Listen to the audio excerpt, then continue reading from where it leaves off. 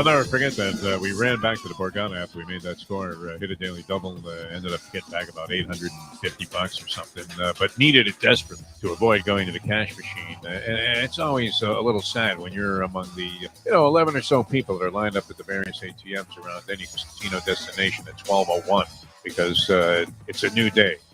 You get new cash, but you might be out of it before you even get to breakfast. It's worth having these limits, I guess, on your ATM card. No, Libby? Like, what's the maximum you could draw off your ATM card if you put usually 500. It's usually 500. Okay. I don't know if it's around. I'm at a nickel somewhere around that category. And lately, my withdrawals have been frequent and even more generous. The time. Wake up with Defo, joined by Lubie. Welcome to the Defo Show.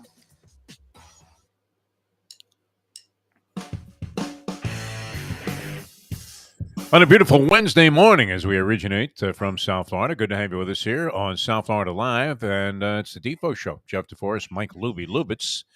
And, there was always this conversation. What are you going to talk about today? Slow news day, nothing going on. No such thing as a slow news day in the toy department. And yesterday was a blockbuster on a couple of fronts. One, I don't know if you could consider it a sad note if a guy makes it to 94, if that number was blinking on the board for me right now, 94, 94, 94, between 94 and 95, I would probably have to say, yes, I'll take it, even though it's a short 23 years away for me. Vince Scully, of course, passing away last night. And ironically, and don't even ask, Libby, I don't have him in the Deadpool. And I don't know that I guess it would have been okay if I cashed for like 15, 20,000 and Vince Scully checked out because I loved Vince Scully. And there's, kind of with everything, there's a story behind it. But I had a chance to meet and talk to Vince Scully many, many times while covering Dodger baseball. And it was always a pleasure. And it never ceased to amaze me when you have a guy at that level of accomplishment. And somebody that's been doing something at the highest level. I believe he was incomparable when it came to play-by-play broadcasting of baseball games. I don't know that he wasn't in a category completely in and by himself. And I want to say that. You can compare him to a lot of people, and there really is no comparison. I mean, Vince Scully was just a unique entity, the very best at what he did, the best, will go down all time. Now, I grew up on Mel Allen, and I loved Mel Allen as a Yankee broadcaster. I thought he was brilliant. I don't know that he got the acclaim that he deserved because he wasn't so much of a national figure until later on in his life. And of course, he had battled the booze. But really, Mel Allen became a known commodity to people around the country, not so much for his Yankee baseball calls, but for This Week in Baseball, when he became the narrator, when you had hardly any highlight shows. Tony Segreto is going to be with us later on. Was one of the pioneer highlight shows when he was on the George Michael sports machine. I almost said Gene Michael. I don't know why I wanted to put him there with the stick. But this was a rarity. Warner Wolf, when he was showing highlights a long time ago in New York, it became a phenomenon because you just didn't have that much of it.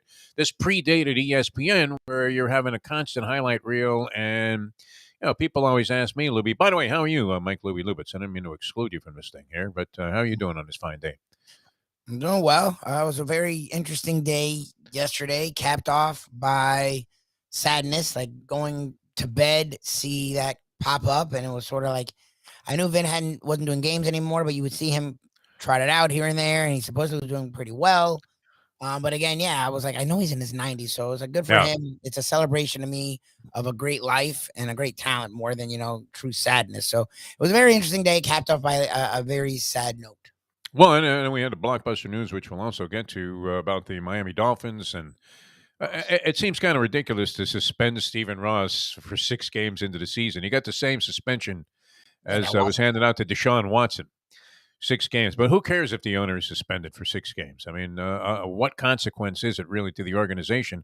Since most people would say that aside from having a lot of money, and, I always defend Stephen Ross, saying, well, you know what, it seems like his heart is in the right place when it comes to trying to put a winner on the field, but he's just has always been seemingly victimized by really poor advisors that he surrounds himself with, and then, it begs the magic question that we asked that Fertitta guy from the Houston Rockets, where he took such offense. How is it that guys that are so brilliant in business become bozoic when they're involved in the world of sports? Is it because of the just suspect nature of everything that happens in sports, where you just don't know? You can't control all of the elements in sports. You don't know that your best hitter is going to get hurt at the beginning of the season, or in this case, maybe your quarterback is going to be subpar, even though you had anticipation he was going to be brilliant. Whatever it is that plagues the team on the field, it seems like Stephen Ross not only was victimized by poor advice in that category, and maybe now, just when it seemed like they were on a platform, maybe a little bit of a springboard to finally shake off that syndrome of being mired in mediocrity forever. And they seemed loaded up to take a shot at actually being a really good, top-notch franchise in terms of performance. But the buffoon-like nature of some of his public relations moves is mind-boggling, is it not? For a guy that is so brilliant that he was able to be a self-made multi-billionaire based on his acumen in the real estate business. How can anybody be this? I don't know how else to put it. This fucking dumb. I mean, Dumb. it's just amazing. Dumb. All of the stupidity that he's displayed over the years with bad PR moves, including, I guess, the one that really giving all that money to Michigan was one thing while he was asking for money for the stadium. The thing with Tim Tebow honoring the Gator football team in the Hurricanes' home stadium while the Dolphins were playing at home, and Tebow was a member of the opposition. Come on. I mean, if he got that idea from Nat Moore, I'm sorry, Nat. I don't even want that 9-iron that you've owed me for 50 years. Unbelievable. Since I was closest to the pin there in a golf tournament, one of those Dolphin golf tournaments, I had to never collect. I know I love Nat Moore. He's a great guy and a real true red-blooded American. Always seems to have his heart and soul involved with the Dolphin franchise. Always trying to do good in the community. Loves his Florida Gators. But, geez, I mean, that was just a bozo idea, which offended a lot of people and Dolphin fans. And then on top of that, I don't know. I mean, with these allegations that Flores made about tanking, do you think that Stephen Ross also was the man who called down on the red phone there in Jerry Jones type fashion and told Tony Sperano, listen, this is embarrassing. Tebow's going to be out of football if he doesn't do something soon. Red Sea defense. Let's go. Red Sea. Red Sea on 3. Right? And they all clap and break the huddle. Red Sea on 3. Because, I mean, it gave him that game. And I do believe that the Broncos were on the threshold of cutting Tebow. Oh, yeah. And that game was such a disaster all the way up until like the last 10 minutes or so, 8 minutes of the fourth quarter. And I think he would have been gone. Yeah, he would have been absolutely gone. But, there have been a zillion things like that. So Flores makes these allegations. Naturally, Ross comes out with the statement from the team saying, it's all a bunch of bullshit. Which was a dumbass, which was a load of garbage. And it looked to me like they were all true. I mean, they didn't, finally, find conclusively that he had offered money to Brian Flores to tank games, but it sure sounded like he did. Yeah, they found that the incident happened. They just were willing to go with Ross's bullshit excuse. Like, I was only joking. Yeah. Okay, really? What? Then he's just as stupid. What owner's joking about? Like, come on, man. Like, are you kidding me? To a brand new coach who had been in the league for 15 years and was just happy to get his shot. Like, come on. What are you joking about? The whole thing is just interesting to me, and it's just funny. And first of all, the penalty was ridiculous. Like, every team tampers all the time. And they look, and I was talking about it with Professor, and I think this is exactly what happened. You're not taking away a first-round pick for tampering when every team tampers. So that's a joke. What happened was the Flores thing was 100% true. They know it's true, but he was suing the NFL. If they admit that it was true, then the whole league is screwed. So they can't have that. But they know it was true. So they have to hammer the Dolphins, and they have to hammer Ross for being a moron, because he is. And for some reason, I guess they can't force him to sell, and I don't know what it'll take for them to force him to sell. So they hammer the Dolphins in a way no one's ever been hammered for tampering. Like, every off, like, he brought up a good example. The Dolphins got rid of Kyle Van Noy the same day the Patriots signed him. How the hell would the Patriots know he's ready to be signed the same day? Like, come on. Like, it's tampering. That happens all the time. But the Dolphins, first of all, Ross is an idiot, so I'm sure he was as bad as anyone has ever been. Like Tim Floyd himself carrying the cash to OJ Mayo. Like, hello, Floyd. So I'm sure Ross was ridiculously stupid about it.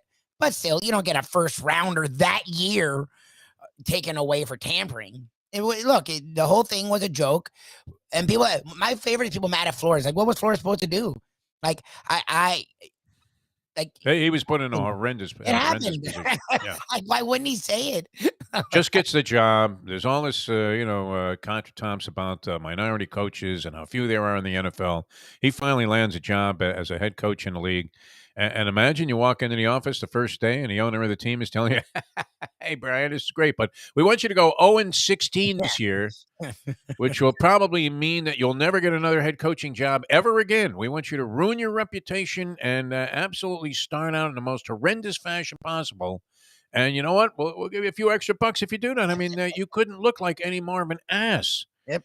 than to say that to your head coach. And if you're the head coach and you just go, oh, yeah, that sounds good, then why not just sign up for the Live Football Tour when it comes around?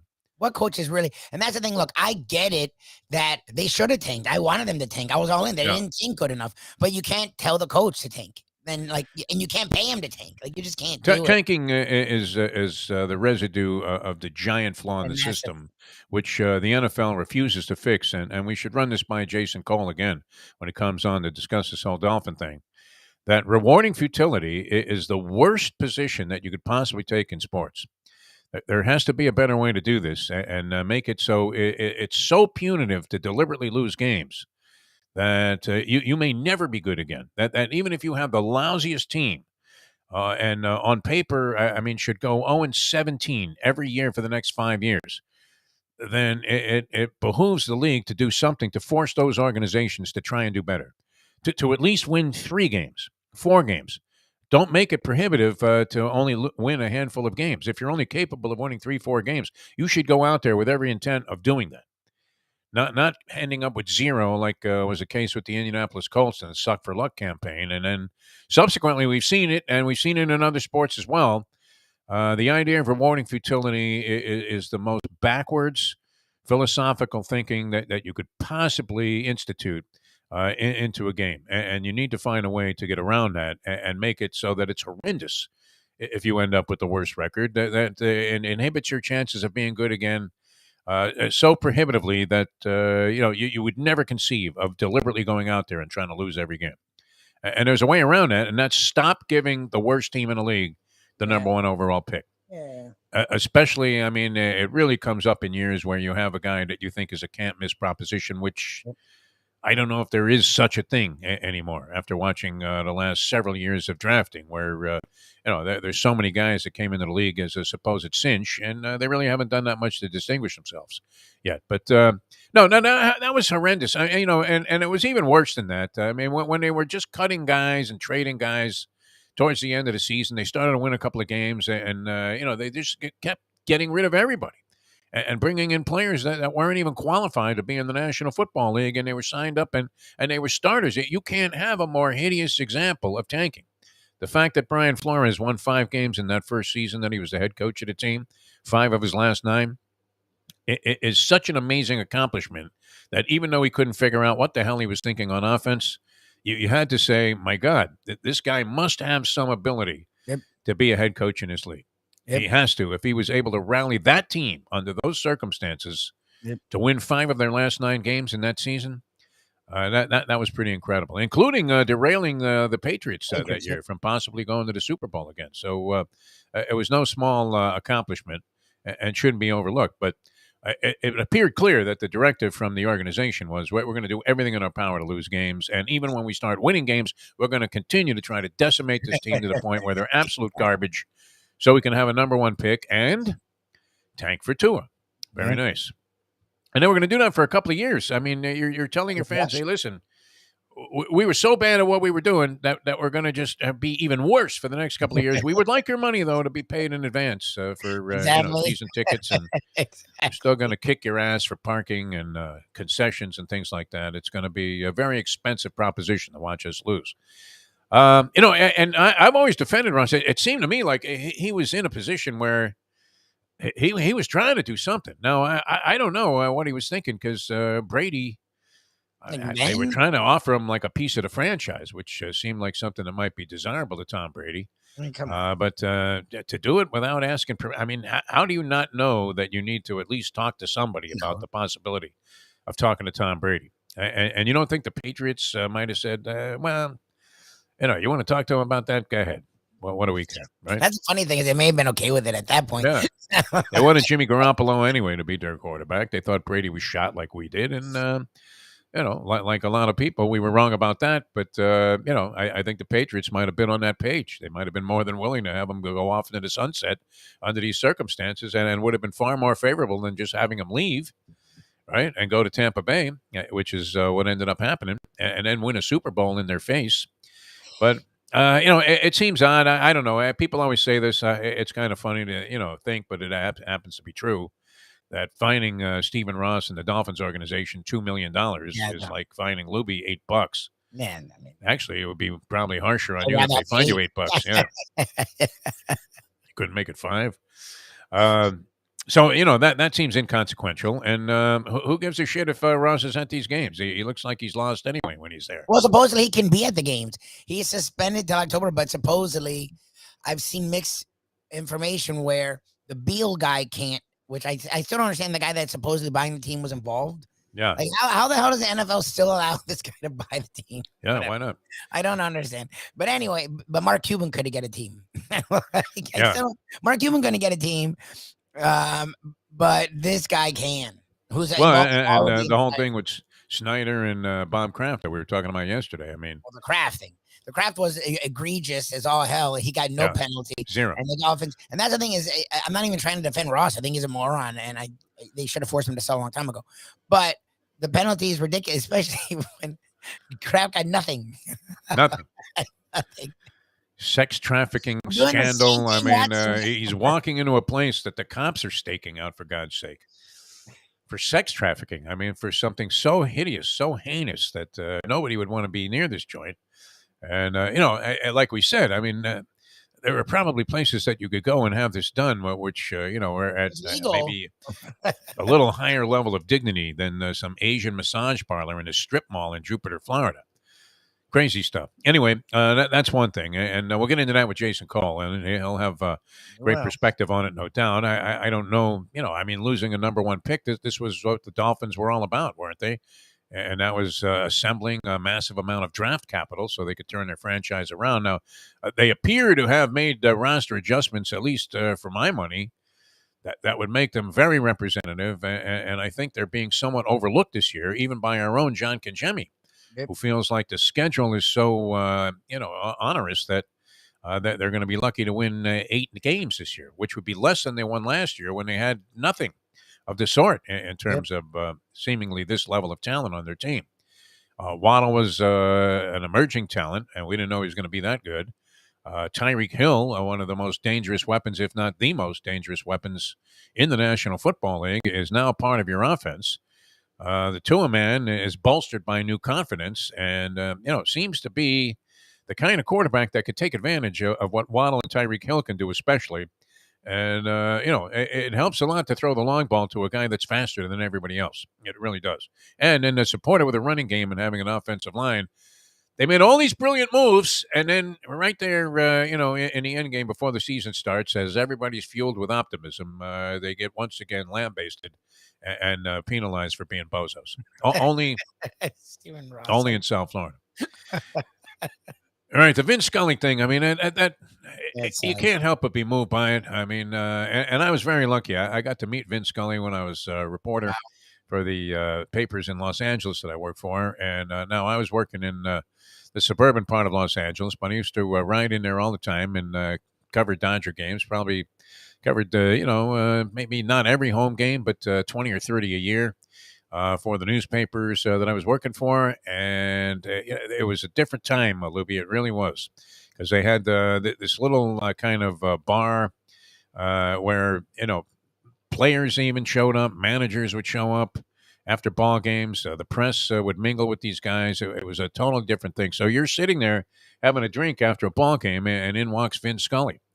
And you were, able to sit down with this guy, and he could not have been any more personable, any classier. It didn't matter who you were, what schmank newspaper you worked for, or even if he had no idea who you were, you weren't even affiliated with the media. This guy could not have been any nicer. He was no different with, and we talk about this all the time with the lovely and talented one, Leslie Vitzer. She has that rare quality that even if you're some schmank sitting at the bar that just came off, some manual labor type of job or whatever, and nothing wrong with it, but where it doesn't appear that you're in the same category of celebrity stature.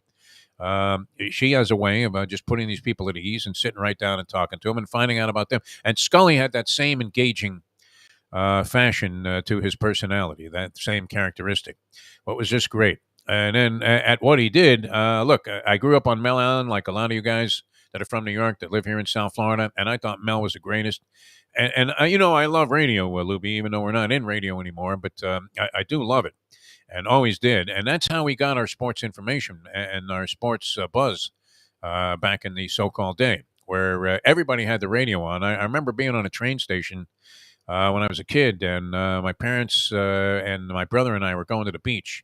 So you went by train, and we're on one of these elevated train platforms, and everybody had the radio on listening to the Yankee game against the Detroit Tigers that day. I'll never forget that Frank Larry was on the mound, and there's Mel Allen calling a game, and you could hear his voice everywhere. And then when you got to the beach, everybody had a radio on. They were all listening to the game, and his voice was just booming all over the city. It really was Mel Allen's voice, kind of the fabric of New York City, because people were into baseball, much like they are today in New York. But, it was just crazy. Every single person had tuned into the game, and they were getting the games on the radio. Now, when I lived in L.A., obviously TV was far more prominent in terms of baseball coverage, but it was still largely a baseball radio city where you had, people were constantly in their cars. I was always driving somewhere, and I tuned in, I can't tell you how many times I heard Vince Scully and Jerry Doggett doing Dodger games, and it was an absolute pleasure. And you'd be in a traffic jam and roll down your windows for a second, just to get a breath of air there. You can't say fresh air in Los Angeles at the time because smoke literally would come in your car. But you'd roll down your window, and everybody on the freeway was listening to the game. They were all listening to Vin, and he was the melodic, metronomic pace and pulse of Los Angeles. And there were a lot of good years there. I got there in the mid 70s, and then stayed there till 1981, which was the year of Fernando Mania. And it was such a pleasure, Lubie. And being a Mel Allen guy and not as familiar with Scully's work. Now, we'd seen Scully on a national scope where he was doing NFL games, and he did like a game of the week and all-star games on TV. But his real art, not that he was bad at that, but his real art was being the baseball storyteller that he was, just a spellbinding guy to listen to. You felt like you were at the game with a friend. And I don't know that you can do any better than that. And yet brilliant in terms of his use of the language and timing and his whole approach. I mean, just everything about the guy, what was at the very highest level of any tenet of broadcasting that you could possibly want. And I don't think there ever was anybody like him before, and there'll never be anybody like him again. Pull up a chair and stay a while. I never did a very good Vin Scully, but he just made you feel so good about the game of baseball and the Dodgers. And, yet at the same time, even though, as Tommy Lasorda said, one of the testimonials, they had some tape of Tommy Lasorda before he passed away. And, man, have we lost icons? I guess it's just that time, huh, Lubie, where these guys are rounding into the age where there's a good possibility that somebody checks out, it seems like on a weekly basis and sometimes even on a daily basis, all of these greats that we've lost over the last couple of years. It's insane, and these are guys, too, like Vin Scully, that you just figured were going to live forever. Yeah. That they would never pass away, that they had the ability to defy father time and just go on into perpetuity. And, wow, I mean, Scully, just a first-class individual. I was so glad, two of the classiest guys I ever met when I was working in L.A., Jimmy Lennon, the ring announcer, Jimmy Lennon Sr., just a real dignified individual, and Vince Scully was just like that. And yet, obviously was far better known and really, I mean, entertained people for what, 67 years. I think it was like 70 years. It was like some 67 years, yeah. He only stopped broadcasting 4 years ago, and he was 90. That's when he stopped doing the Dodger games. And, no comparison. It was funny, too, because Jerry Doggett's 3 innings were very shaky compared to Vince. I mean, you literally had, like, Shakespeare calling a game, for 6 innings. And then they had Jerry Doggett was his backup or his partner there for many years with the Dodgers. And he was competent. But, wow, I mean, he seemed like a buffoon. He was almost Rizzuto-esque compared to Vin Scully. So we'll talk some about that, I'm sure. I would imagine Tony had some experience with Vin Scully also, I do since so. Yeah. Vin was an NBC guy and did some football. But the pleasure of those 7+ years that I lived in LA of listening to Dodger baseball on the radio, and then having a chance to meet this guy and talk with him. And as I said, Lubie, you would have thought if he met you and you sat down, you might have been a little nervous, right, in the presence of an iconic figure like Vin Scully, even in his older age. You would have thought that he had been your friend his entire life. Within seconds of sitting down with this guy or talking to him, just a great man, and unfortunately no longer with us after today. But I think will always be with us. I mean, those calls, those lyrical calls that he had, will always be with us. And even if you weren't a Dodger fan, you couldn't help but love just hearing the voice of Vin Scully. Another one of those guys. We attribute this to Mick Hubert, who retired recently as a Gator. That the minute you turned on a broadcast and you heard the voice, you could recognize it immediately, and you knew what you were listening to. And that's not an easy thing to have happen to you in your professional life. But Scully was the epitome of that, and just a fantastic human being. Can't say enough good things about Vin Scully, and I was very sorry to see that he had passed away yesterday. Although, like I said, I mean, if your number's blinking on the board at 94, Yeah, that's a nice number. do you take it? 85 and up. I feel like 85 and up, you're like, good for them. Borrowed time, my friend. If I ever buy another boat, it's going to be the name of it, Borrowed Time, because that's definitely what we'll be on. All right, Jason Cole going to discuss this whole Dolphin mess with us. I don't know. I mean, it has the impact on the team, obviously, from the standpoint of losing a first-round pick, which you would think that you could pluck somebody in the first round, no matter where you finish this year. I'm not sure. Did the Dolphins have other first-round picks? 2 first round. That's the thing is the idea was if Tua sucked, you could use it to get a quarterback. But hopefully, from what we're seeing, and again, Cam doesn't mean anything, if they have enough talent and they have the right coach, that Tua probably won't suck. Like Tua should be a top 15, maybe top 10 quarterback statistically this year. So that'd be even better. Then you'd be able to bolster up the offensive line and they still need a linebacker. Their linebackers are horrendous. Like 2 first round picks would have been very useful to actually be one of these teams that uses their picks to get even better. It's like, okay, thanks for us. Had a chance to have a very good team this year, which I think they will. Yeah, they and will. Then come right back and hammer it in the draft and patch up a couple of potential holes. And maybe after knocking on the door this year, possibly be contenders again. Yes. Which would be wonderful since we haven't had a championship here since 1973. Is that lost on Stephen Ross while he makes all these bozo moves? Well, no, I think it's the opposite. I think he's trying to be Pat Riley, where he's trying to be bold, but he sucks. Yeah. like the idea of Peyton and Brady is, I mean, it makes me sick. I don't know why. You know what? The interest in Brady. I understand that from a PR standpoint, bringing him in as an executive and giving him the opportunity to stay with the team and be identified with the franchise probably is a positive. But I don't know. Do you really want Brady as your quarterback? But I mean, imagine Brady behind that offensive line last year. You thought Tua was bad. Come on. Nobody, is more susceptible to pressure than Tom Brady. And he's been very fortunate that he has like Alabama-like, differential in terms of his offensive line and the talent that he's going against. And, he's been lucky in that regard. But when pressured, I mean, Brady is as verklempt as Mike Mayo is when he starts out the lunchbox. By the way, Mayo better step it up, man. I mean, he's been doing this National Sandwich Month. He starts out with a sub from Publix that looked pretty nondescript to me. Like a bologna sandwich. And then what was that BLT he had yesterday? I mean, he's holding it up. It was a turkey club, but I mean, that again is like a turkey club anyway, unless you're at a diner somewhere in the I get it. They do chicken, like they have chicken clubs now. That's what I would get. Like it's a piece of chicken that's grilled, and then you have bacon and avocado, like a California. But who needs like 3 pieces of bread on a sandwich? No, really. And cut into these little corners. Get out of here. Just give me a pastrami on rye. Come on, Mayo. He'll be, just relishing the opportunity to hammer Stephen Ross and the Miami Dolphins, no doubt about it. And I'm sure he was a big Vin Scully fan because I don't know that there was anybody. Is there anybody out there that thought Scully sucked? Because you're just flat out crazy. I mean, that guy was brilliant. And what we say this all the time, and I always tell new people in the businesses, they'll come in and maybe, sit in on a show and go, wow, that was fun. That was great. And the thing is that you have to be able to do it every day. Every day. The difference between a real pro in this racket and somebody who is just going to be subpar is you have to try to find a way to be interesting every day. It's not that easy. Yep. I don't know that we accomplish that here, but that's our goal, is to at least try to be somewhat interesting and alive every day.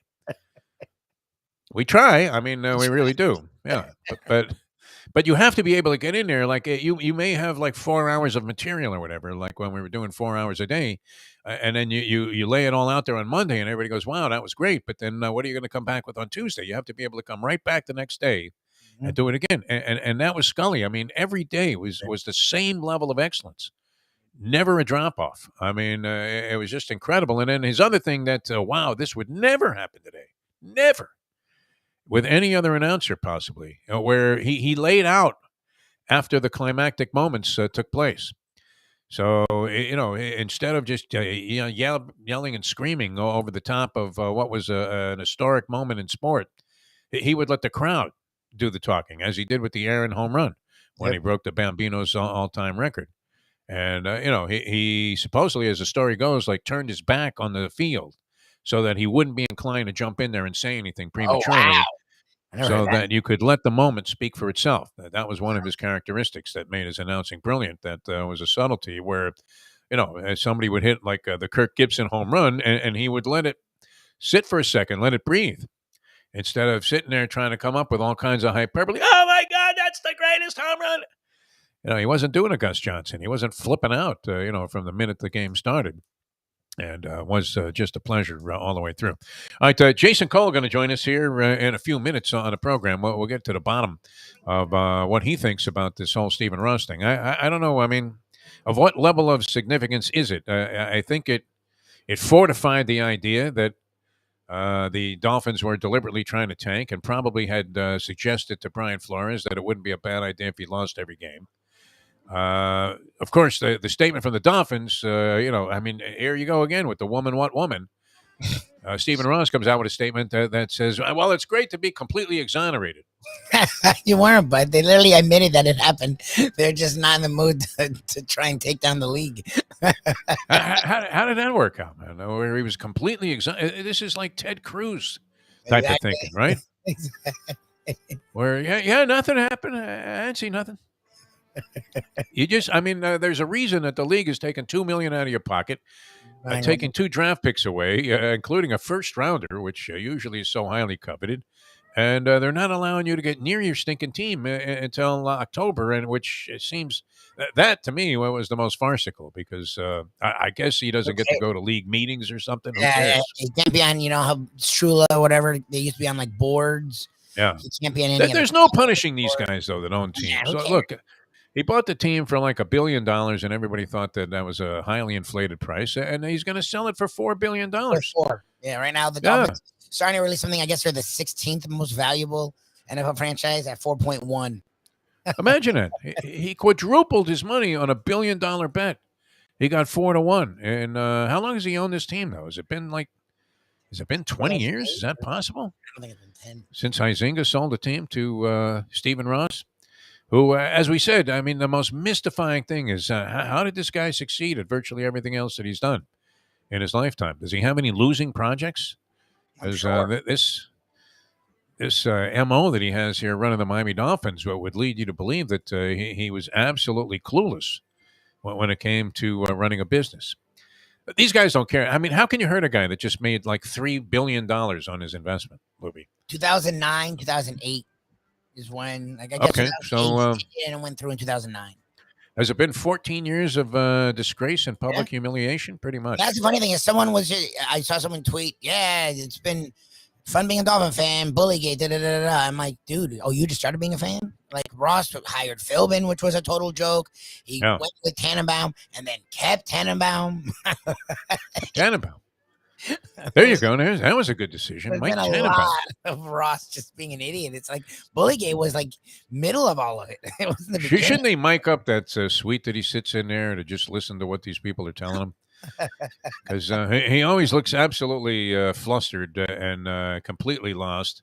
And then he has all these guys in there that are like, seem to be his closest advisors, and they're all sort of saying something like, "Yeah, don't worry, Steve. It's only 31-0. I think we're going to bounce back." While they're stuffing a hot dog. Wow. It's always a shame when your organization is the one that is providing the platform to talk about what an embarrassment they are. And that's the case. And then we have the Marlins again last night. Wow. I mean, you talk about a disaster. That's 9 straight home losses for the Marlins. A time during which I think they've averaged 1.1 run per game. 1.1 runs per game. During the 9 losses that they've had straight at home, which is, I think, an all-time franchise record, which doesn't really account for that much since this is I think, is that all-time home losses or just in this new stadium? I want to say that they've never lost 9 in a row at home. 9 in a row. Imagine that. They've had some crappy teams, too. With 9 in a row at home? You should pull one out of your ass. Does anybody hit 210 on this team? Every average is like, who are these guys, too? They didn't sell off, but I think it's only because no one wanted their people sort of wanted Lopez. Yeah. But they weren't willing to do anything to get Lopez. They got rid of, I guess, a couple relievers and got a couple of relievers, super Iggy Pop there, Iggy Pop out of the bullpen. Bass, whatever. And they brought in this stud prospect from the Blue Jays, but I mean, they didn't sell off. But I don't think it's because they weren't trying. I don't think anyone's like, I don't want those guys. Like, what are you trying to give me? And there was a flood of activity in Major League Baseball. I mean, it was a giant action trading deadline, even right down to the wire. There had been some blockbuster trades. The Padres end up with Juan Soto, as a lot of people were speculating they would. They traded a ton of guys. I think they traded like 5 prospects. They also got Josh Bell.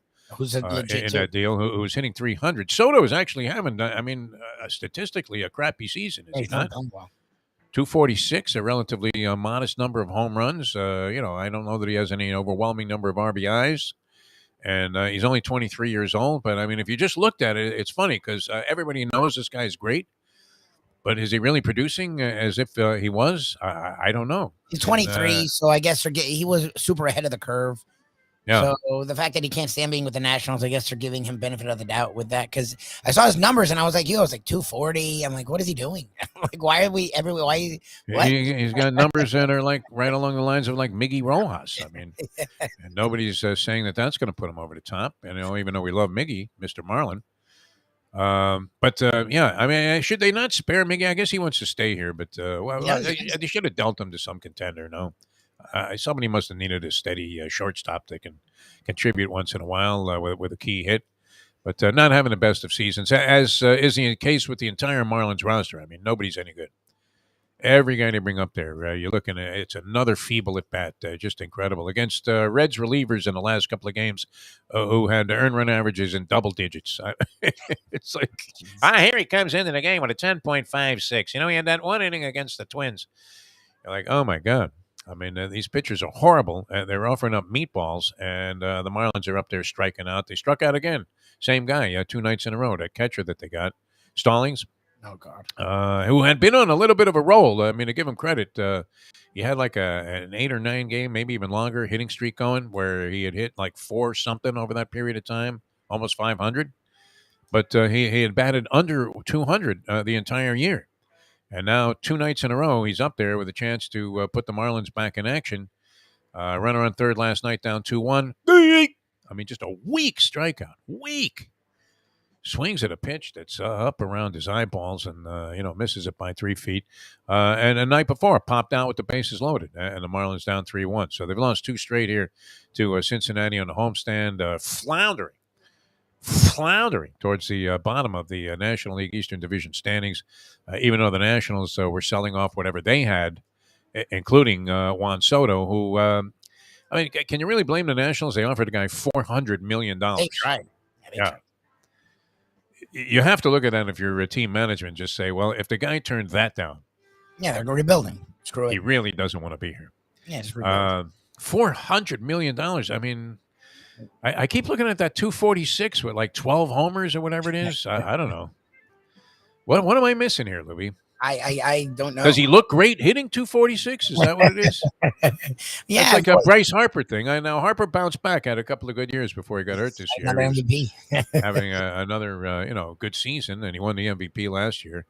But I mean, before that, after he got all this money, Scotty Boras held him out there for like $300 million, and he was hitting 236 with like a reasonable number of home runs, but nothing, sensational to justify this kind of adulation and obviously compensation that he was getting from Major League Baseball. But you're thinking, how do the Padres not eventually make some kind of a move towards the top? Oh no, I mean this year they add Bell, they add Soto. Tatis, I guess, is he He's back coming playing? back. Yeah. Yeah. He's either back already or he's coming back. Machado, like they're trying to make a real run at the Dodgers, and I think it's cool. I said, good for them. Like let's have more than just two teams / I guess the Astros matter this year. Like it'd be cool to have that Padres go after the Dodgers, who look like they were just going to coast. We gave you a winner last night. I tell you, bet against DeGrom and the Mets. Now, it wasn't DeGrom's fault. He was brilliant. Pitched 5 innings last night for the Mets. They lose to the Nationals 5-1. You were getting plus 230. Was that not an illusion that we have that clip from yesterday's show? It was one of the few winners we've given you here on the program in recent days. But that would have been the time. See, you have to go contrarian. That would have been the time to bet against the New York Mets, right? You had DeGrom, who unfortunately was not the reason that you thought it was going to be, where he got shelled in AAA and maybe was going to go in there and only pitch 3 innings before he threw out his elbow again.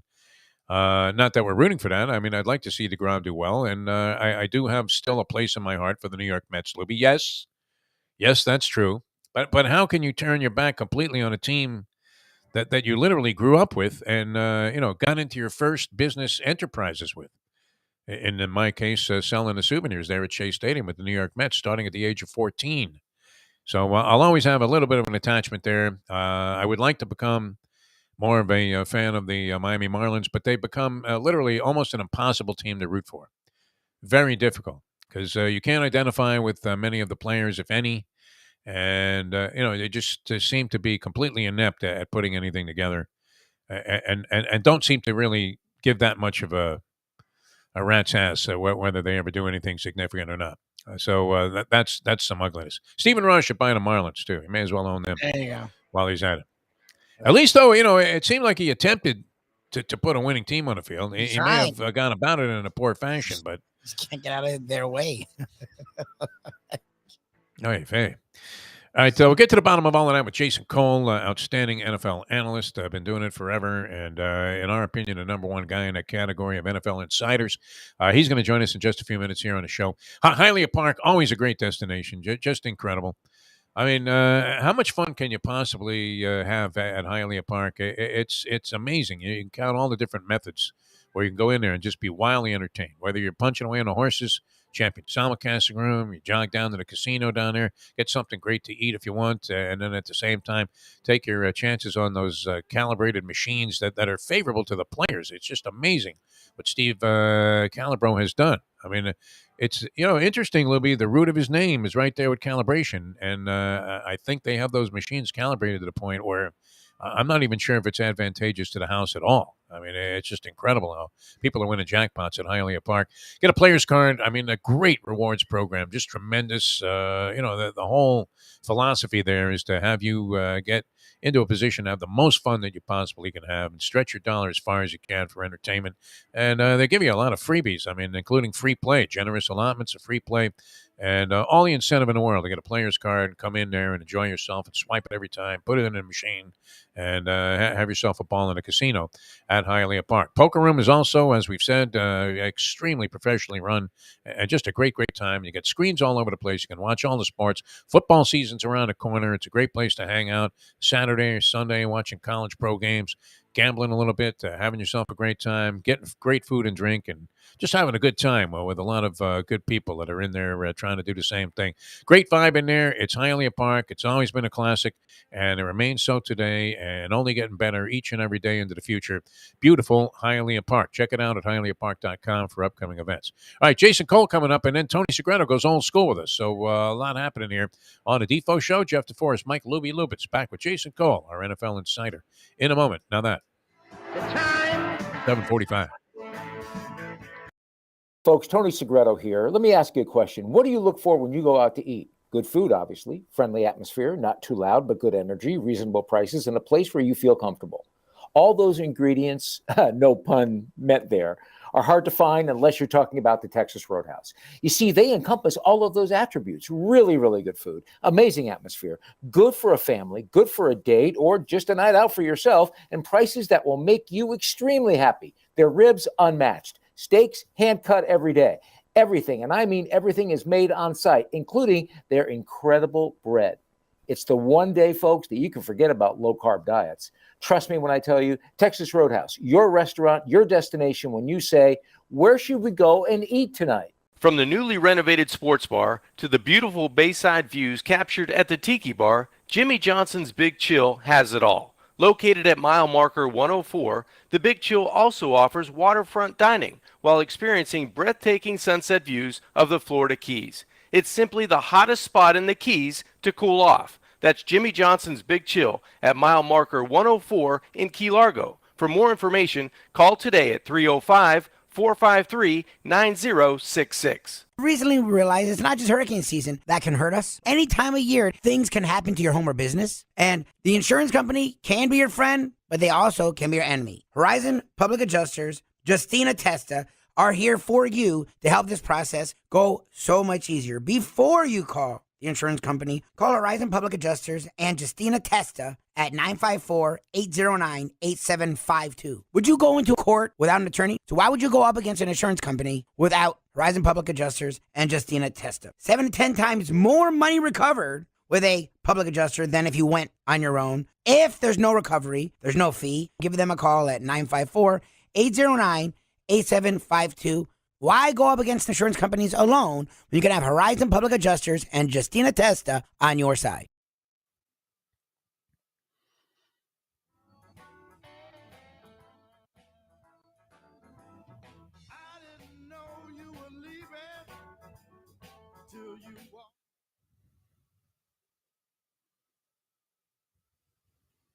I have sinned against you, my Lord. The only way to get your morning started is with Defo, joined by Lubie, right here on the Defo Show. Haven't heard that yet from Stephen Ross. That was Jimmy Swaggart, perhaps speaking for Stephen Ross. Maybe later on down the road, we'll get some kind of admission to that effect that I have sinned against you, my Lord, Roger Goodell. All right, welcome back to the show, the Defo Show. Jeff DeForest, Mike Lubie Lubitz. Always a pleasure to welcome this gentleman to the program. He is the ultimate when it comes to NFL insiders. Been doing it a long time. Of course, started out here with the newspapers in South Florida and then blossomed into an international figure in this regard. Screenwriter now with screen credits. And I don't know, pretty soon he'll be starring in action films. Jason Cole joins us here on the program. Jason, how are you, my friend? I'm fantastic. What's going on? Nothing here. It's pretty quiet. Every time. I don't even know what to say. I mean, I want to leave it right in your lap here, Jason Cole. What did you make of what transpired yesterday with Stephen Ross and the Dolphins and the NFL? Well, I think Stephen Ross got away with possibly the most damaging thing that you can do to your team, right? I think he got away pretty easy, all things considered. The tampering stuff doesn't even bother me that much. I mean, I laugh about the tampering stuff because here is this, Beal talks about his really tight relationship with Brady, right? He likes to flaunt that one to people all the time. Oh, I'm really tight with Brady. I'm really tight with Brady. You're really, really tight with Brady. For 3 years, Brady basically refused to play for you. This is how tight you are with it. That you can go all the way back to 2019 when you were, interfering with him, and he said, I'll pass. I'll go to Tampa, or instead. And he didn't really make the whole thing this offseason that serious. I know some people say, it was about ready to happen. It really wasn't ready to happen. Brady was flexing his muscles at Tampa to get rid of Bruce Arians all along. He wasn't flexing his muscles to go to Miami. I think that the Dolphins were pretending that they were going to have that happen. But the worst thing is, and the NFL did everything they could in this release to like poo-poo this thing and make it not sound like it's a real thing. He instructed them to not win games, and you can joke about it, laugh about it. But when the owner repeatedly says we should be worried about draft position, you're worried. He's telling them to lose games, one way or the other, and that is, like that's the most essential violation of what you're selling to the public and what you're supposed to do. And I mean, this hits on multiple levels. We thought you guys certainly will talk about the gambling element of this. Sure. I know that'll happen. Yeah. Of course. But it's the basic bond that you sell to your to your fan base is like you're trying to win. You're trying to entertain people every weekend. You're trying to give them a pure product. And we all know that, sometimes you would rather lose games, and you talk about it that way. And the fan base talks about it in public, but it can't happen in private. It can't. I mean, you can, I know it's happened, but it's not supposed to. And when people find out that it does, you basically turn your product into pro wrestling. Yep. And that's just, it's unacceptable. And he should be gone. Him and Beal. It just shouldn't, it just should be, you're going to sell the team and, that's mostly the line. Instead, the NFL writes this ham-fisted part about, he said it several times, but it was just in jest. We promise you it was just in jest. Because we can't have it come out that this was ever a serious thing. Well, and that's the thing is that everywhere I've read, it feels like the NFL sort of admitted the incident happened, but they have to buy that bogus excuse. So is that what the penalty was for? Like indirectly, we can't admit that you did this because we won't have a league anymore, but we're going to give you a pretty serious, and you're right, if what happened really happened, then it's not serious at all, but we're going to give you a somewhat substantial penalty for it, right? Like the tampering, everyone does it. So no one gets a penalty like that for tampering. Right. So you're giving that penalty for the tanking. Right. This is, look, they've gotten away with this, and they've gotten around the really awkward reality that they tampered. Like it's almost convenient. Yep. That they tampered because the tampering then, because it's Brady and because it's Sean Payton, the aspect of tampering becomes a bigger story than the bigger problem, which is tanking. And because that's become the headline. Everything is, they tampered with Brady. They tampered with Brady. They tampered with Peyton. They tampered with Peyton. Everybody tampers with everybody. Exactly. Yeah. Exactly. Okay. It just happens, right? It's the truth is that the exception is the teams that don't tamper. Like Pittsburgh doesn't tamper generally. And Green Bay doesn't tamper. But everybody talks about wanting to, what if we do this and what if we do that? And let's call a guy and see if a guy. Now, they're not as ham-fisted about it as these two idiots were. And they generally make it work. But tanking games? Like telling your coach you want to lose? Wow. Just, wow. That's one that they got around that one in a big way.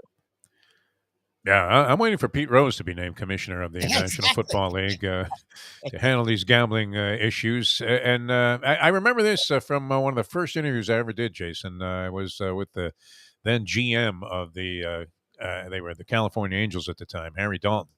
And I remember him telling me, and this has stuck with me, that one of the things that they do is that they're selling a pennant race, and the very last thing that you could possibly want is to have people suspicious that the game is not on the level. And obviously, that's been a tenet of professional sports and sports in general forever.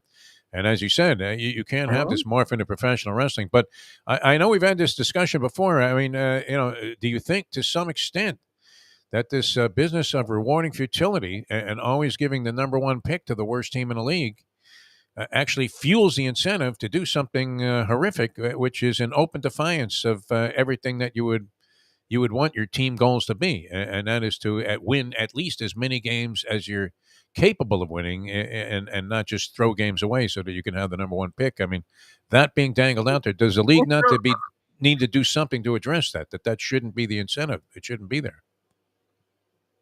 Well, absolutely. Like there should be some kind of lottery in the NFL for the number one pick. Now, I will say this. I think sometimes people overvalue the number one pick. Yeah. Or the high picks, particularly in football. Like wherever falls in love, well, we'll get the number one pick. We're going to get this guy, this guy, this guy. And oftentimes you find out 4 years later that it was really the 10th pick or the 15th pick or the 28th pick that was the best pick. Because what happens in football is not only is the bust rate pretty high, but the injury rate is so high that the value of having the number one pick versus the number 15 pick is not as great as it is, say, in basketball or even in baseball, right?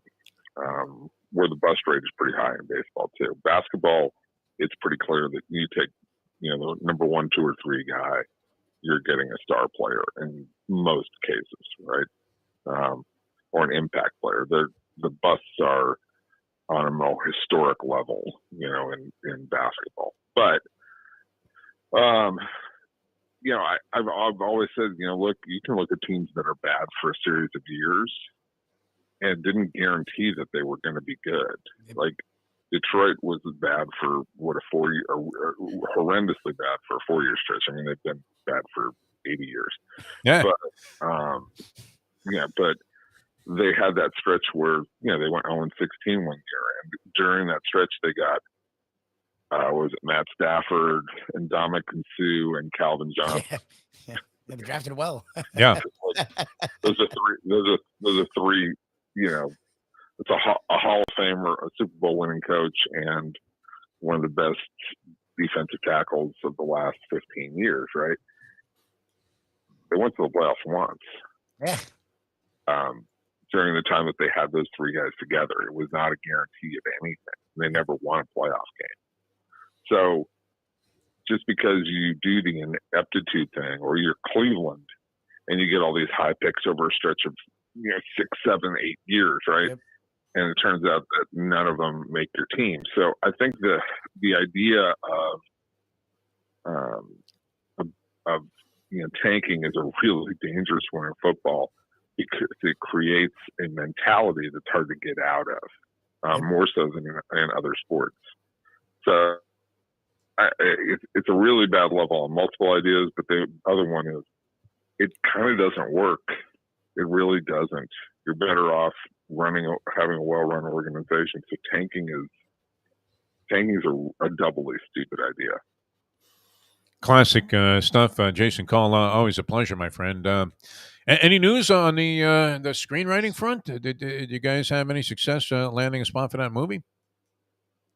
Well, we got a conversation with one entertainment group, so we'll see. We'll probably find out something later today, as a matter of fact. Oh, yeah, wow. Yeah, and then the second one, I'm not saying nobody's going to be writing me $1 million check. Yeah. Pump the brakes. Lubie and I would like to be involved in some capacity. I mean, if you could put us in as an extra or something, anything. That's the one about the Princeton gag. We'll see. I can work on it. Don't you need some sportscasters commenting, in one of the scenes? No? Yeah, you can be sportscasters calling the one of the Ivy League That's what I often picture you doing, Definitely. Defo. Is being Ivy League track and field. Ivy League Yes. Like I was Marty Glickman. Yeah, that would be fascinating. Speaking about fixing meat. If you could bet on it, I'm Yeah, covered. that- You know that. I mean, I got that guy to win because he's like 30 years old. Everybody else is 19. So I got the inside track. He's actually more mature. I got that, and then we're getting closer on trying to sell another project. Wow. Actually, 2 other projects. So Look at you. hopefully, knock on wood, at least one of these things comes through. That would be nice. Knocking on everything. We applaud you and your efforts there. And a lot of your contemporaries, even though they feign, that they're congratulatory in their thoughts, are very jealous that you're now a big-time screenwriter. And, they're thinking, geez, I'm out of time on the buyout. I think you actually have to sell. That would be nice. It's always good to cut ties and move on. Yeah. I love the sales. Yes, I do. Yes. All right. Thanks, Jason. Always a pleasure, my friend. Exactly. Good luck, Jay. Okay.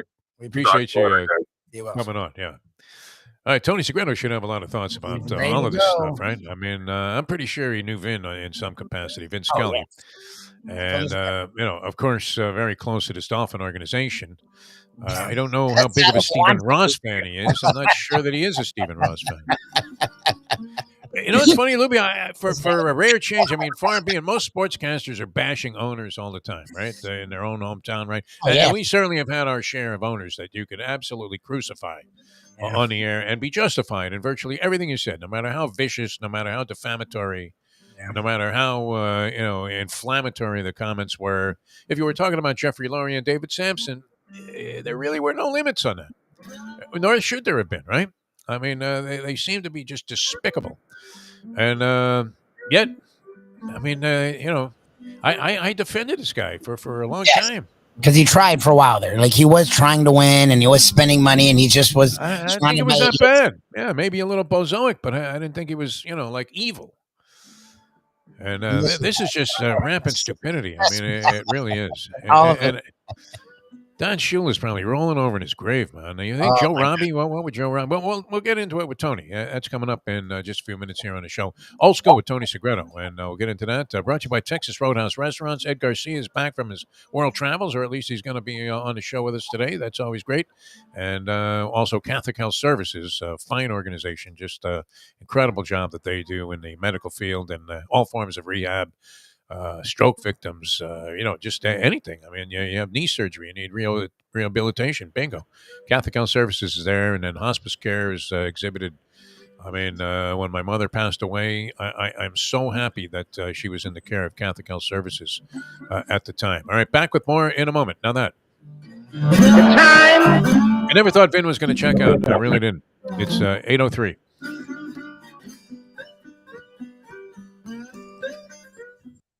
Ponies in Style at Champions, the outstanding simulcasting room at beautiful Hialeah Park. Yes, the grand old lady of thoroughbred racing has never been more vibrant, and you can wager on the races from the top tracks around the country while enjoying a cocktail at the Brass Rail Bar or any of the fine food served throughout the facility. If poker is your game, you're covered in style, and you can play all your favorite Vegas-style games, including blackjack, craps, and roulette, in Hialeah Park's sizzling hot casino. Get a player's card when you walk through the door for all kinds of generous amenities, including our favorite, free play, when you come out to the ultimate casino and entertainment destination, Hialeah Park. Hey folks, Tony Segreto here. Since day one, Catholic Health Services has been part of Old School. And since we've started letting people know about them, it's changed their lives. You see, Catholic Health Services, while being recognized as one of the top places for stroke rehab in the country, it's also about a group of people who not just excel in what they do, from the doctors to the nurses to the therapist, on and on and on. It's how they do what they do every single day that separates them from the pack. They do it with a passion, unmatched, and the inclusion of family in every step of the process. Trust me when I tell you this. If you want the best, unmatched rehab with a special group of skilled, caring people, there is truly only one place, and that one place is Catholic Health Services. These days, we're all looking for comfort anywhere we can find it. Thank goodness for Landlubbers Raw Bar and Grill in the Plantation location, because they are making sure you are as comfortable as possible. First of all, they're not only open for delivery and pickup. All you have to do is go to landlubbersbarandgrill.com for both pickup and free delivery. Their hours have changed a little bit. Monday through Thursday from 3:30 to 10, and Friday, Saturday, and Sunday from 11:30 to 10. You're going to have the best wings in the world. You're going to have a great burger. You're going to have their amazing soups. Again, Landlubbers Raw Bar and Grill. It's nice and easy. Just go to landlubbersbarandgrill.com for both your pickup and free delivery. Thank goodness for Landlubbers for making you always feel right at home. What we gonna do right here is go back, way back into time. We are now kicking it old school with the one and only Tony Segreto. Brought to you by Catholic Health Services and Texas Roadhouse. All right, welcome back to the show. Jeff DeForest, Mike Lubie, Lubitz. It's the Defo Show here on South Florida Live, and every Wednesday we get the opportunity and the pleasure to go old school with a guy that exhibits a lot of the characteristics that we talked about in great admiration that were attached to Vince Scully, and we're very sincerely a part of his persona. The class, the dignity, I mean, just that ability to make everybody feel like he was always your best friend. The great Tony Segreto joins us here on the program. Tony, how are you, my friend? I'm doing great, and thank you for that. Vin was a special guy. He is, I didn't know when I woke up this morning to a text from my son. Rest in peace, Vin Scully. And I get him again. I just get chills. I mean, there was that Mount Rushmore of baseball voices. Yeah. He was the top of that Mount Rushmore. It was Vin Scully. It was Mel Allen. Ernie Harwell, Harry Carey. Guys like that. I mean, just they personified the game. Yeah, Jack Buck. They personified the game. They made people who weren't fans, and they made fans have a deeper understanding of the game. They may have thought they knew the game, but they gave them a deeper understanding without being, dictatorial in how they did it and slamming things. I just thought, Vint had an amazing mastery of the English language, his easygoing style. He could work with anybody and make everybody look and sound great. What a great man, and the Dodgers just have not been the same since he was out of the booth. And would you want to be the human being, the person following Vin Scully? I wouldn't. I know that. I wouldn't mind it. I tell you the truth. You set the bar very high in terms of compensation, I'm sure. And then look, somebody has to follow in his footsteps. Did you come across him? He was affiliated with NBC. He did some NFL games. I did. I'd come across him. I actually worked with Mel Allen for a while, and those are guys you actually Bernie Rosen, God rest his soul, would say, never get enamored by your heroes. Never get enamored by the Mickey Mantles and the Roger Marises, those guys who you grew up with.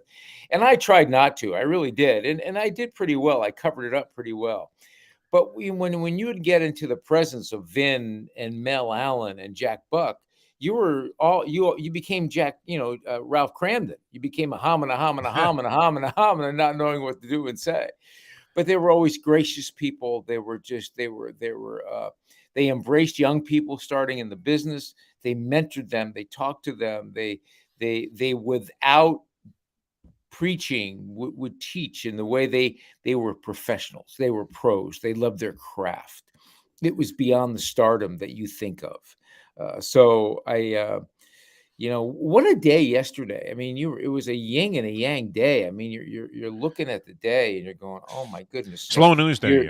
Yeah. I mean, you're trying to figure out where the NFL is going to go in response to the Deshaun Watson suspension. I think I know where they're going to go. I think I understand. I think I know what they're going to do. Okay, so they've got today's the end of their 48 hours, so they've got to come up with a decision. Then the Stephen Ross Dolphin thing breaks, And you look at that, you examine that, and you go, it's interesting because the day he's allowed back into the league is the same day that Deshaun Watson is due back in the league.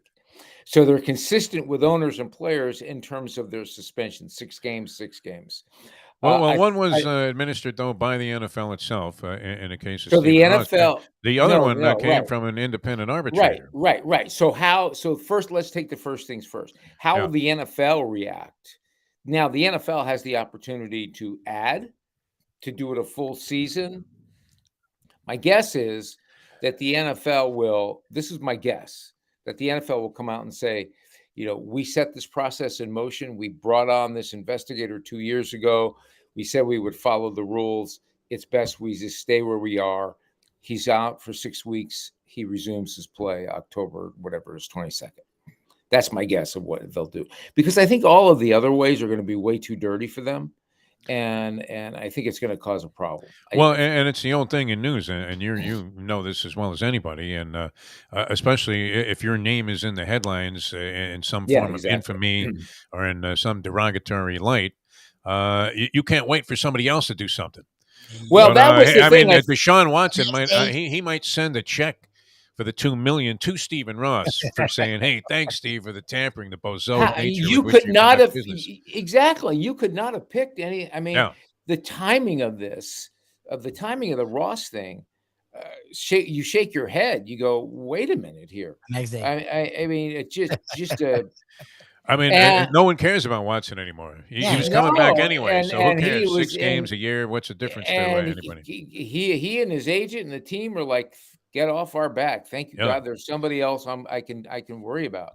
What do you make of this? Now, do you know Stephen Ross? I know casually, him. Or I know him. I do know him, and I am. Who's advising this guy? I mean, who really has his ear? Stephen Ross. Ross. Danny Boy's not suggesting, "Hey, why don't we get Brady?"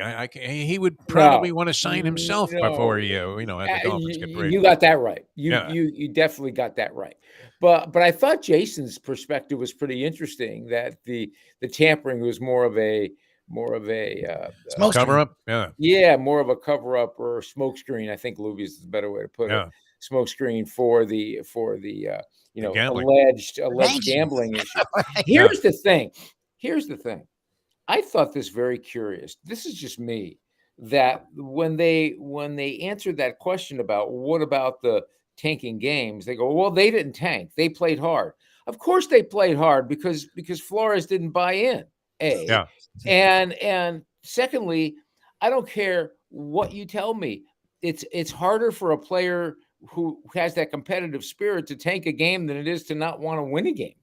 It is. It's just in their nature.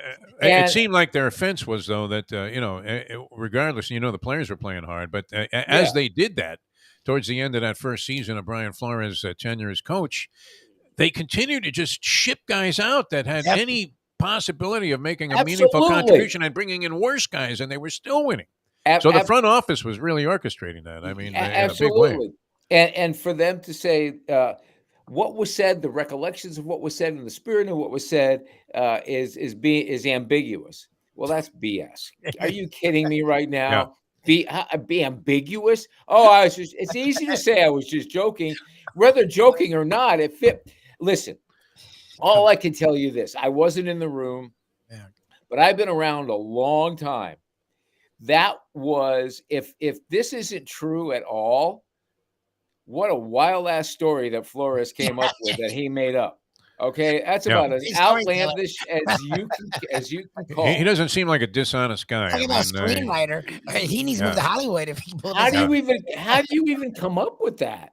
It was important, though. And it's interesting because all of this language that was used. And now Stephen Ross went with the "woman what woman" theory. Like, you see, I'm exonerated, like he was Ted Cruz. Talking to a crowd about January 6th, and then you have this thing with Flores where it looks like his allegations bore at least some credibility, and the league has this lawsuit still with him, so they can't admit that they found themselves that he was right. or they really blow any chance they have of coming out in a favorable light in this lawsuit. But you And know then what? their partners are all gambling guys. Yes. Here's the deal. Here's the deal. Regardless of what outcome comes out, they could have found him guilty on every charge and basically said you're done for a year, whatever the case might be.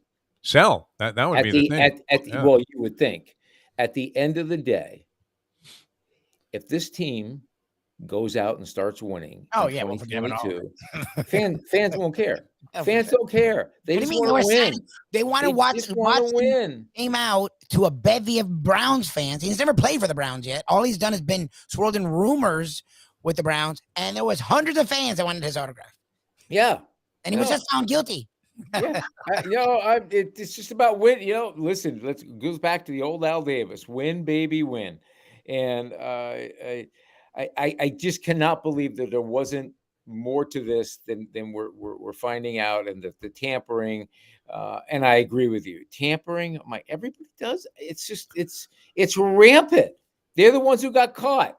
It's absolutely rampant. And I don't understand. I don't understand. All I know is that we wind up a day with an owner who's not going to file an appeal, who disagrees with all of this. Oh, he has to be feeling like he skated. I mean, I remember going to an IRS audit with my accountant, and they had asked for a bunch of stuff that was in a category. It was the only thing I actually had like factual material I could justify with, and all of the other categories, if they had looked at it, I was a dead man, right?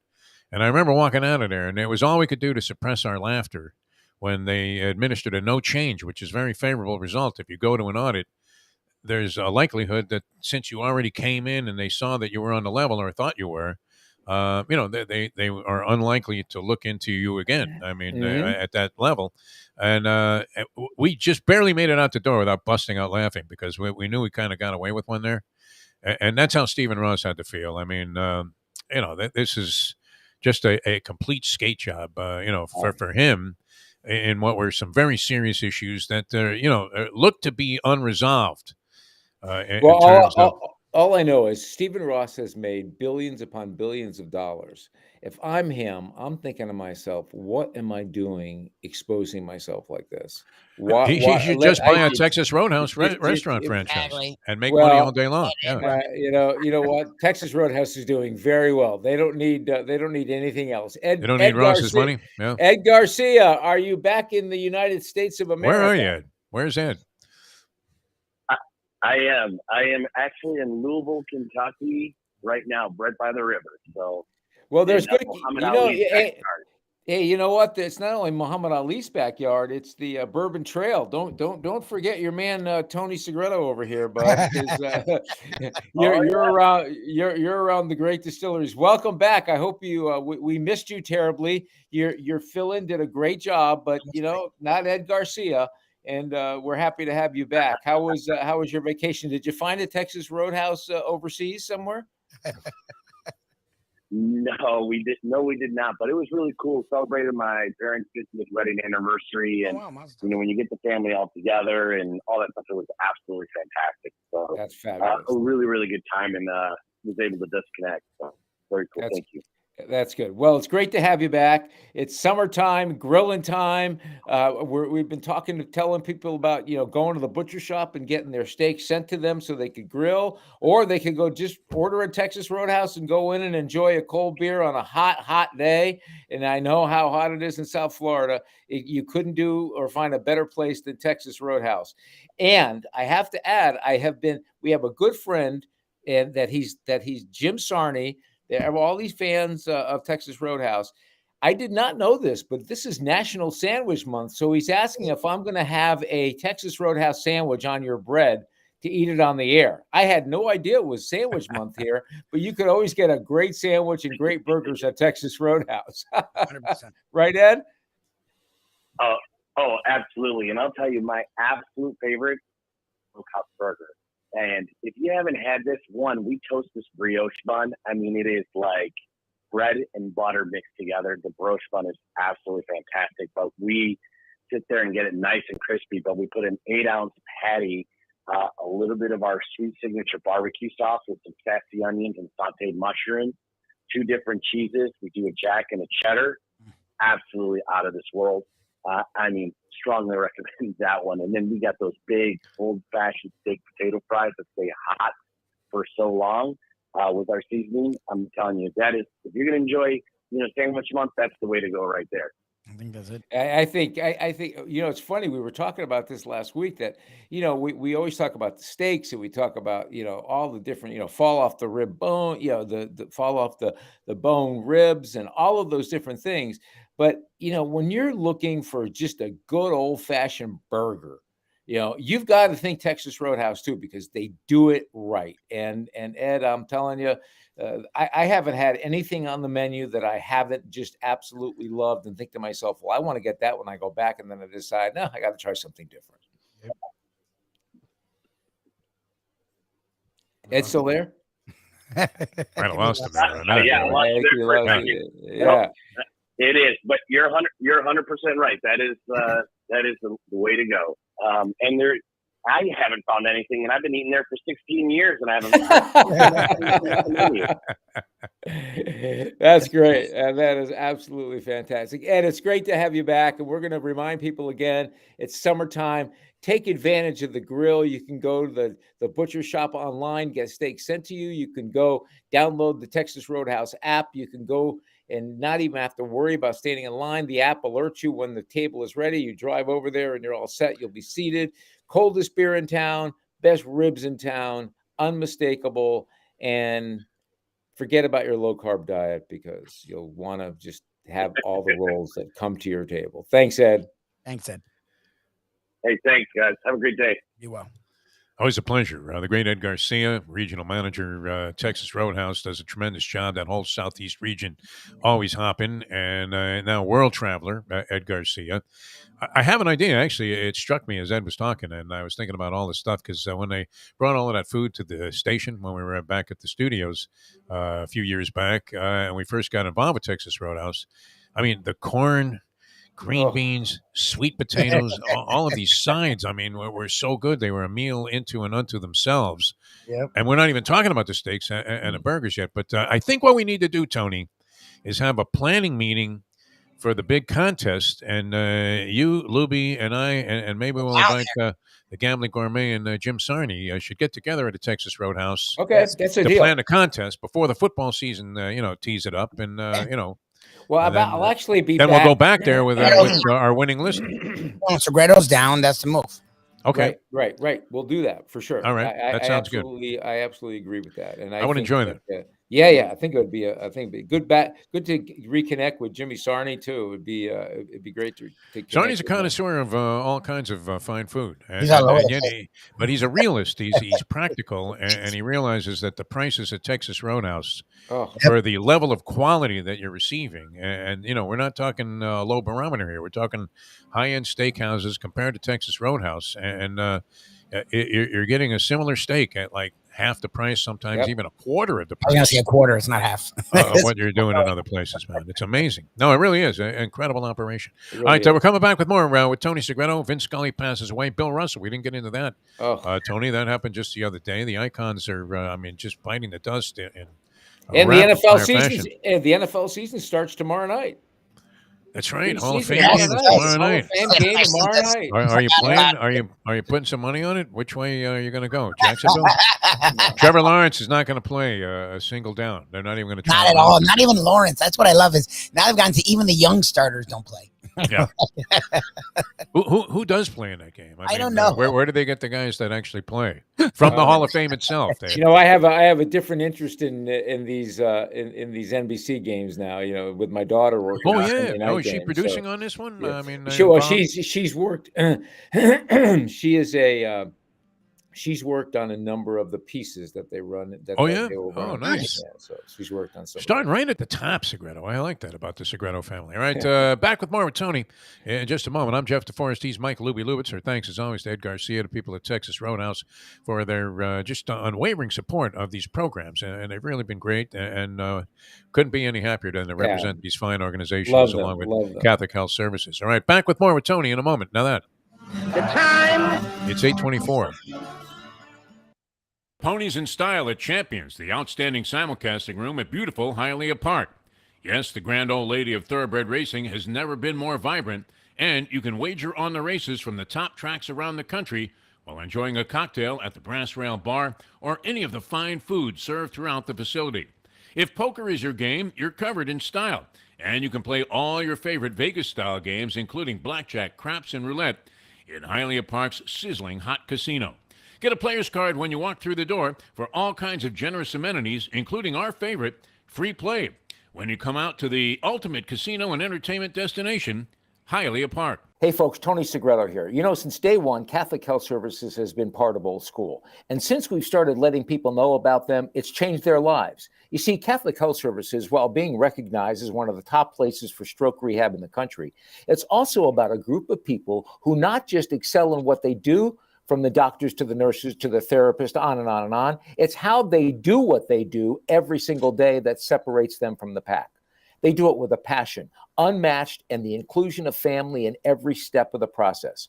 Trust me when I tell you this. If you want the best, unmatched rehab with a special group of skilled, caring people, there is truly only one place, and that one place is Catholic Health Services. These days, we're all looking for comfort anywhere we can find it. Thank goodness for Landlubbers Raw Bar and Grill in the Plantation location, because they are making sure you are as comfortable as possible. First of all, they're not only open for delivery and pickup. All you have to do is go to landlubbersbarandgrill.com for both pickup and free delivery. Their hours have changed a little bit. Monday through Thursday from 3:30 to 10, and Friday, Saturday, and Sunday from 11:30 to 10. You're going to have the best wings in the world. You're going to have a great burger. You're going to have their amazing soups. Again, Landlubbers, Raw Bar and Grill. It's nice and easy. Just go to landlubbersbarandgrill.com for both your pickup and free delivery. Thank goodness for Landlubbers for making you always feel right at home.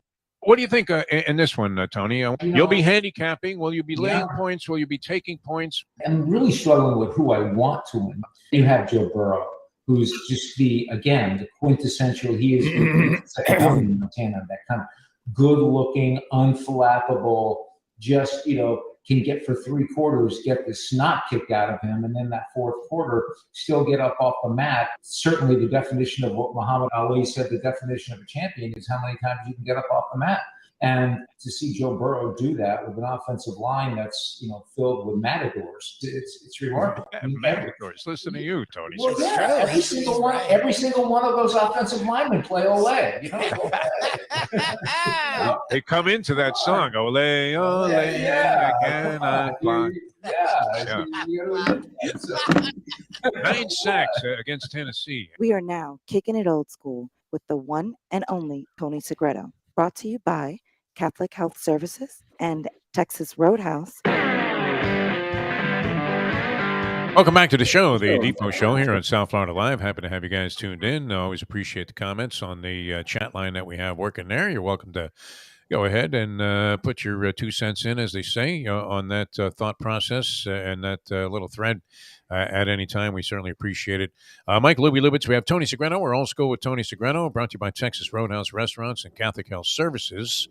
All right, when I was a kid growing up, and it was a similar time as you, the NBA was the Boston Celtics and everybody else. And Bill Russell was obviously the main catalyst there. Anything good that was happening to the Celtics. 11 titles in 13 years, 2 of 3 of those titles coming when he was the player coach of the Boston Celtics. Only player coach to do it. And 2 NCAA championships. Yes, and that's medal. I want to say that's even more remarkable because I don't remember the University of San Francisco ever being good at any other time. No, never. And they won back-to-back titles like they were UCLA, right? Never. Yeah. And it's funny because Russell KC was also on those teams, though. KC Jones.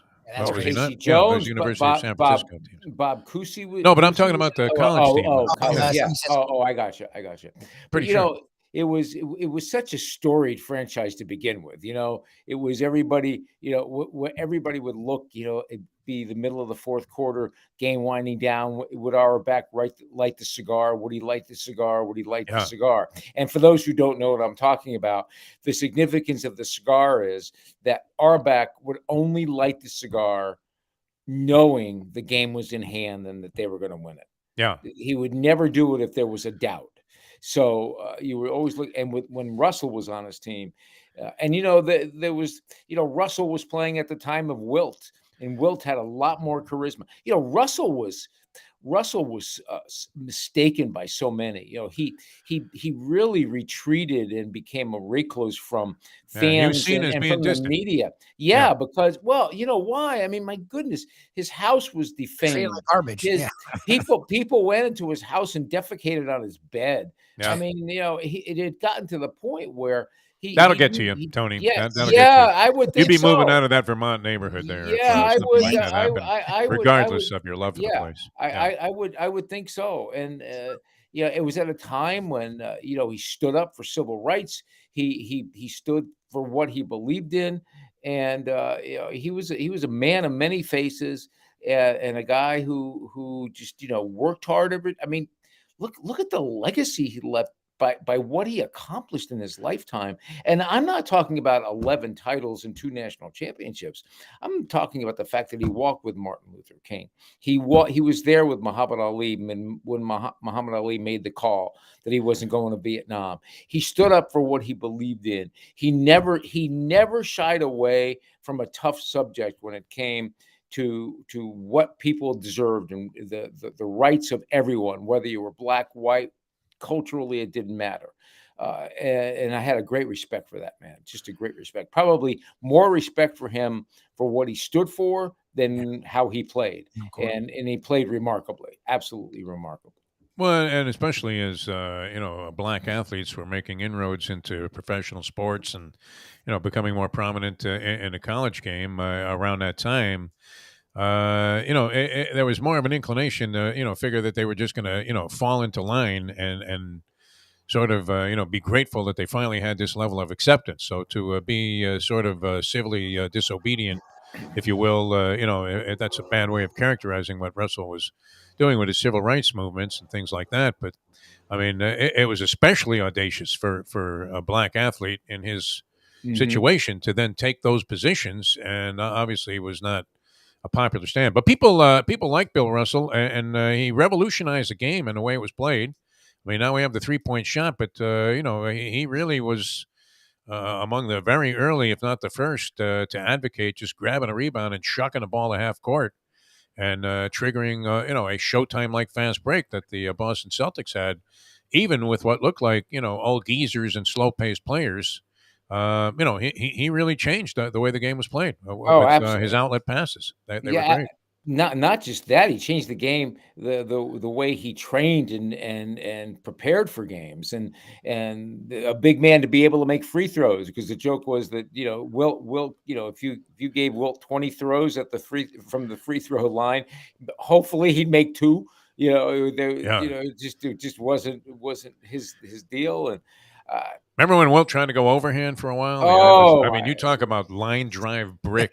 Oh my God! Goodness gracious! God, how he was many no ways Vinnie did Johnson. he tried the underhanded Rick Barry Underhand way for most of his career. You know what's funny? In that 100-point game that he had, the all-time classic, I believe he had some phenomenal percentage from the free throw line that night. We need to look at it. It was like 22 or 25 or something like that. Really? Yeah. That night. Lubie's on it. He was a 50% free throw shooter. Russell wasn't a great free throw shooter, and he was not a great, you know, straight up jump shooter either. Right. And you know, people knocked him. I remember, you know, as much as the Celtics dominated basketball, you know, people thought, well, geez, he doesn't score a lot. He averaged 15.6 a game for his career, and you know, didn't have the prettiest of shots, although he had a lot of maneuvers around the basket, extremely agile. The shot blocking too, though. What's that?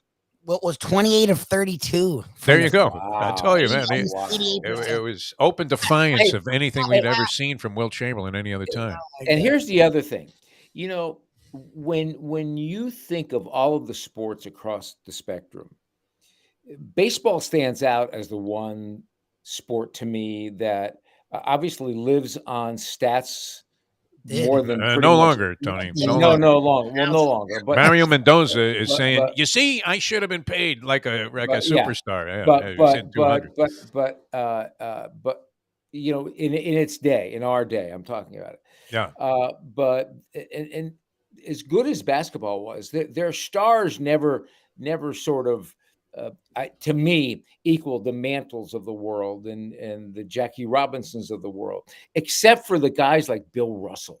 Yeah. Bill Russell had that something, had that it. You know, I was in New York this past weekend, and our daughter lives in Astoria, so we were in and around Queens Astoria girl, huh? in and around Astoria a Did you lot. grab a slice of pizza while you were down there from Let one of me those tell you corner something. shops? I was telling, she lives above a pizzeria. Astoria, Queens, yeah. You know, she lives Spent much right time above. there. Yeah, it's a great place. She literally lives in a United Nations neighborhood of food. Nice. Oh, yeah? Wow. It is. You walk out her door. I mean, she lives above a pizzeria. There's a Mexican. There's a Persian. Wouldn't that be great, man, Vietnamese. to have that aroma just infused Oh into my your gosh, lungs? it's incredible. It's Yeah. incredible. But my point is, you know, I was walking around with my Yankee hat, and we went out, and you know, we would sit on the sidewalk and have a sandwich, get some bagels, whatever the case might be, and people would stop and talk about Aaron Judge in the same revered way Yeah. as they would talk about Mantle, and as they would talk about Gehrig, and as they would talk about those guys, you know. And I was thinking to myself, you know, you don't find this in a lot of towns. And when I heard about the Bill Russell death, I thought that would be the same thing in Boston. People would walk around Boston because Bill Russell, you know, the iconic people in Boston are easy to figure out. That's real Yeah. quick. You got Ted Williams. You've got, I mean, you've got Bill Russell. You have John Havlicek. You have these guys who, you have Carl Yastrzemski. You've got, you know, Ted Williams. Bobby Orr, man. Bobby Orr is, you know, the flying guy, the signature shot. Those guys in those towns really bring out no matter how old you are, people know of them. No matter Yeah. how old, you know, it's incredible. And We have Marino and Dwayne Wade, I guess, to a lesser extent. That's Although it. some people would say that Wade probably was more prominent, but it's just because he, I think, was more recent. More recent. Than, I agree. Than Dan I Marino. agree. But Danny Boy was the man here, and always will be for my And money. and Danny Boy is not just the man around here; he's the man around football. He's. You think he was still up offended that they were tampering with Brady when he could have played? Marino? I mean, he's sitting right there in the box with Stephen Ross. He could have said, "Hey, for $40 million, I tell you what, I'll get in shape and we'll, we'll throw the rock again." Do you remember who the Human Victory cigar was for the Boston Celtics? The Human Victory cigar is, Red would light that thing up with like 3 minutes to go in the game with the Celtics up 35. And he would, and think about that. Everybody was smoking indoors at that time. Exactly. This guy is on the bench of a professional sports team, lighting up a freaking big cigar. stogie. Yeah. Like a Perdomo. And but do you remember he would send this guy in? He was the Human Victory cigar with the Boston Celtics. There might have been a few of them, but the guy I remember, what was this skinny, gawky 7-footer, Hank Finkel. Oh, I remember Henry Finkel. I never looked at him that way, but yeah, you're right. Yeah, and that was his nickname, was the Human Victory cigar, because that was the only time he got off the bench there. Red would light it up and he'd go, "Henry, get in there!" Right. Yeah. And Russell would come off the court. Phenomenal. I mean, it's weird to lose two icons like that, and you'll find this somewhat. I don't know if it smacks of ugliness, Tony. I know it's somewhat offensive to you that I'm in these Deadpools. And last night we had to redraw because somebody hit it with James Caan last month. Somebody hit our Deadpool with James Caan. And then there was a story of another person that is an acquaintance through a friend. And he hit for like 42,000 on James Caan in another Deadpool. But I mean, imagine, I don't know if anybody had Vince Scully, but that would have been horrifying. See, now that would have freaked me out. That would have been Twilight Zone-esque. Yeah. To draw Vince Scully into Deadpool last night, which I didn't. I have O.J. Simpson. He seems to be in pretty good health, and obviously there's like no shot there, right? O.J. Simpson checking out. I don't even know how to respond to that. I just. But somebody might have had Scully. I mean, how freaky is that? That would suck. Like a few hours later, to cash in on like Scully. guy checks out. I don't mean to draw Can you we into go this to- ugliness. Can we Tony. go to a break now? I mean, Oh, this is just, definitely. listen, I bet on a lot of things. I would. Where's the support I for a draw teammate, the Tony? line. I Yeah. draw the line right there. There's no way I'd be a part of that. Oh my Vince god. Scully, man. I thought he would live forever like Shula. I really did. I never thought when Shula died and checked out, I thought, well, that guy can't be dead. It's impossible. I am. Lately, though, too, these, and it happened with Russell also. I mean, there was no indication that, like, usually you'll hear something like, oh, geez, Bill Russell went into the a hospital with, some kind of heart ailment, or, Bill Russell is taken ill and he's home and hospice care. But you hear nothing about it. And Well, I didn't. I have not read the story yet about Vince Scully. Do we know any? I think he just, particulars? he was 94, almost 95 years old. Yeah, he just passed away from, natural causes, I believe. And it didn't sound like there were any, odd developments or anything. It just, happened to be 94 years old. Yeah. Great though. Broadcast only was 90, and you can appreciate this, Tony. Look, in a class by himself. There's no question. No doubt. Class by himself. Yeah. He is the man. The man. He is the man. And the way he did it with class every day. Couldn't have been a nicer guy either. Could not have been a nicer man. No. I was always amazed by the humility of guys like that. And I had a chance to talk to Vince Scully several times at Dodger games. And, he would come in and, I think you experienced, well, we didn't have baseball here. I don't know how much baseball you covered around the country. I did a lot. I did a lot around the country. Yeah, I mean, back in the day, I mean, at Dodger Stadium, and even more so with the California Angels then, but there was like a little like lounge that had a bar and a bartender and like some real good food that they put out. And the press and, executives and managers, and obviously announcers, it would end up in this lounge after games. You're just sitting there letting the traffic go and having a couple of cocktails. And, on many of those occasions, I had the pleasure of sitting there and schmoozing with Vince Scully. And it was like he could not have been more of a gentleman. I mean, class exuded from every pore that this guy had. It really was something.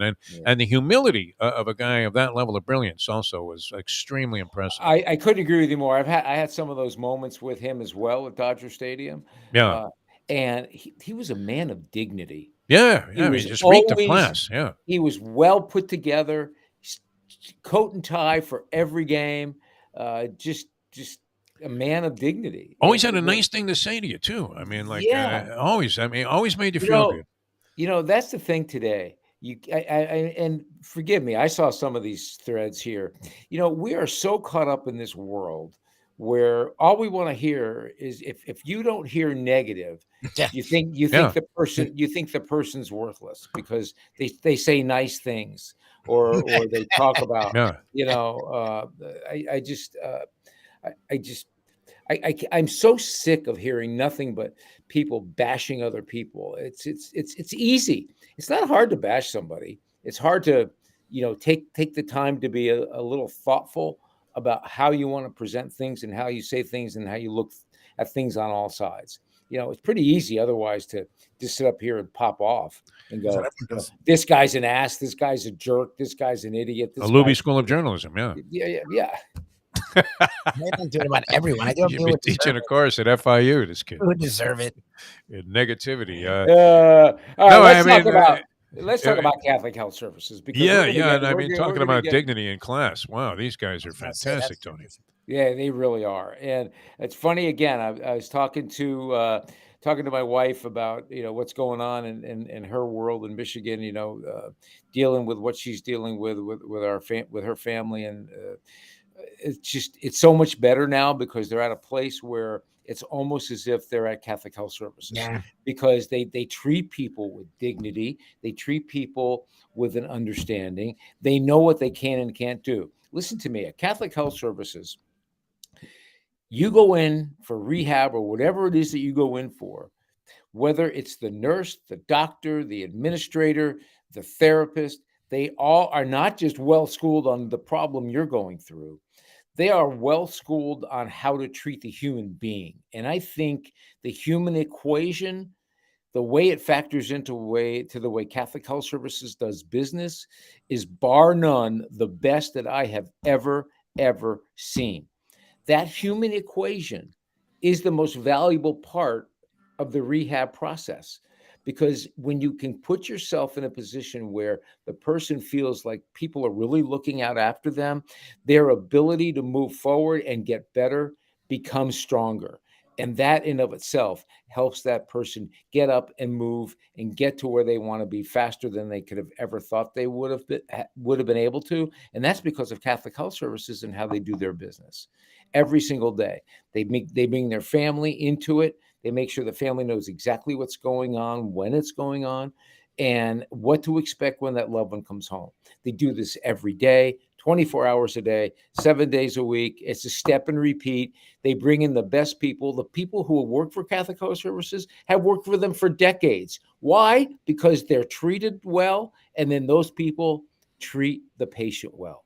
And that's the way they work. And all I can tell you is, if you've never used them, thank you, God, that you didn't have to. If you have to use them, I would give them a call. Check them out. You can go to their website, see all the different things. They'll come to your home and take care of you if you're not comfortable going to the rehab. And they will make sure they do it right every time.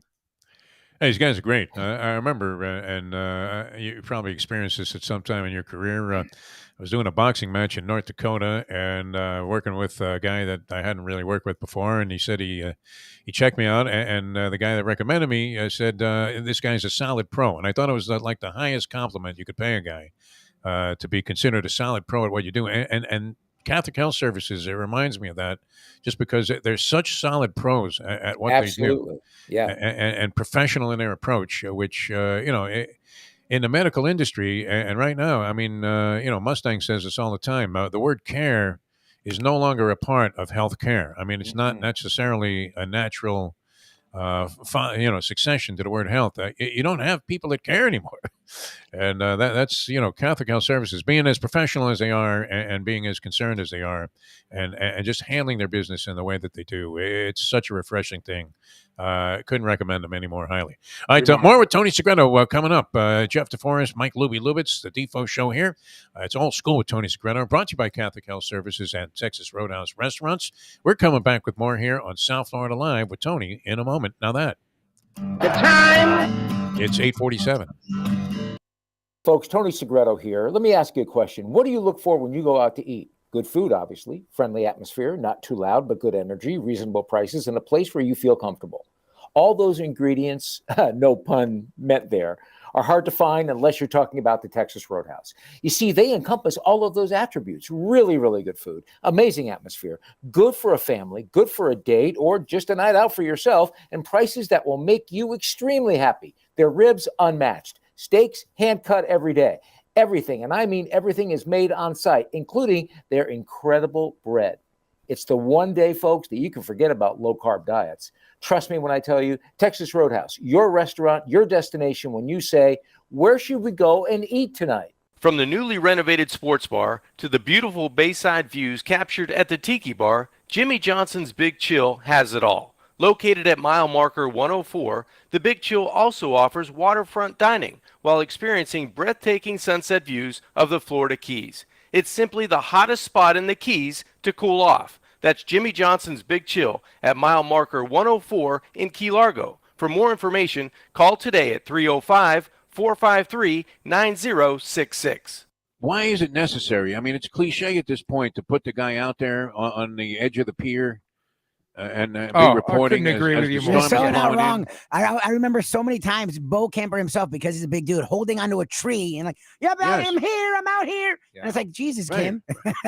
We would. Did you ever get assigned to that? I mean, you never had to stoop to that, did you? He said no. Well, the only. First of all, let me tell you something. When Weaver was punching away, part of those punches were mine because you were sending cash out to the dog track in between nurse shifts and reporting on the affairs of the world. Nice, Tony.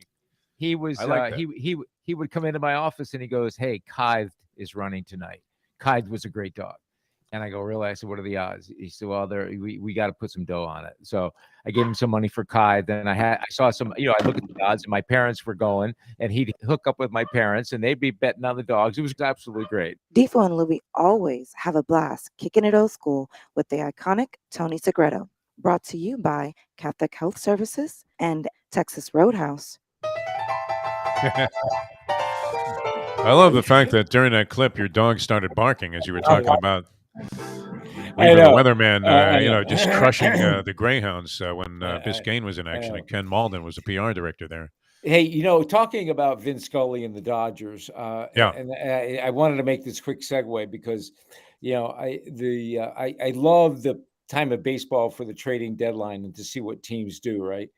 And I think I found it very interesting that the Padres are sort of made this statement like, okay, we're tired of being second fiddle to the Dodgers.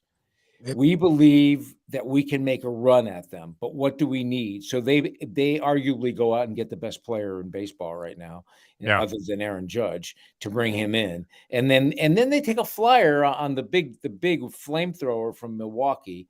Hader. Yeah. Who's, he sort of reminds me of those guys of old where they were either those guys who threw 105, left-handed goose, are really good or they're really bad. Yeah. And if you get them when they're good, they're unhittable. So I thought it curious that the Padres stepped up and said, "Hey, I think we're gonna try to make a run at this, and we'll see what happens." And the Yankees didn't stay pat. They went after it and brought some guys in. So I think it's going to be an interesting run to the finish line now to see, especially that National League race, to see if the Padres can make hay of what they spent. I mean, they spent a ton of dough, and we'll see if they can make it happen. Pretty formidable, and we keep looking at this, and maybe it's old school, but Soto's not having a great year. By any standard. I mean, he's not. 246, a modest number of homers. I'm not sure how many RBIs he has, so if it's, overwhelmingly substantial. But they actually got a guy, Bell, in that same trade that is hitting about 60 points higher. Yeah. So they went for it. And Hader is one of those guys who comes into the game, and you always figure it's over.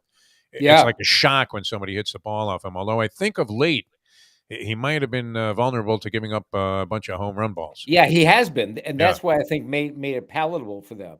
But man, I think the Juan Soto deal is a heck of a deal. And in fact, yesterday I was doing I was being interviewed, but for the Dolphins are doing, I think they're having like 17 different podcasts during this season, marking the 50th anniversary of 17-0.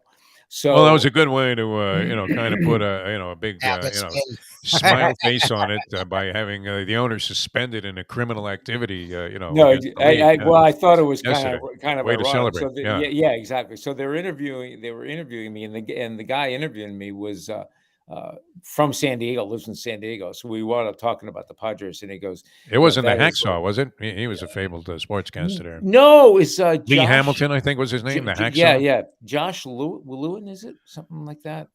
Okay, yeah, no, he's like he used. He was the voice of the. He was the voice of the Padres or the. I think he was the voice of the Padres for a while. Been around for a while. Great guy. We talked a lot about Rick Weaver and talked a lot about the media perspective. He mentioned to me that I'm the last one standing who covered 72. So wow. I mean, in a lot of ways. Yeah. Like literally, you're the last one standing. I think it's possible. Exactly. I mean, the shame of it is, though, Tony, and I know this is old school, that 73 would have been the last time the Dolphins won a championship. I don't know that this, action that took place with Stephen Ross is going to have any great impact on what the team does on the field this year. I would think negative on that. And who is this Beal guy? I mean, where did he come from? This other owner that's supposedly going to buy the team. Yeah. Do you know anything about this guy? Nothing, not a thing. And you know what? I thought, You what is know, Jessica Biel can I- doing being yeah, mentioned by the yeah, NFL? Can I tell you something, Jeff and Yeah. Lubie? When this thing broke yesterday, I know this is going to sound sappy, but I just You bleed a little bit. before I got mad, I just got sad. It was just Yeah. like, God, and I was just about to do this interview, and I'm thinking, my goodness, to your point, Jeff, you did this at the beginning. Between Shula and Joe Robbie, I mean, those people, there must be rolling over in their graves. Oh It's God, like, can you imagine Shula? yeah, this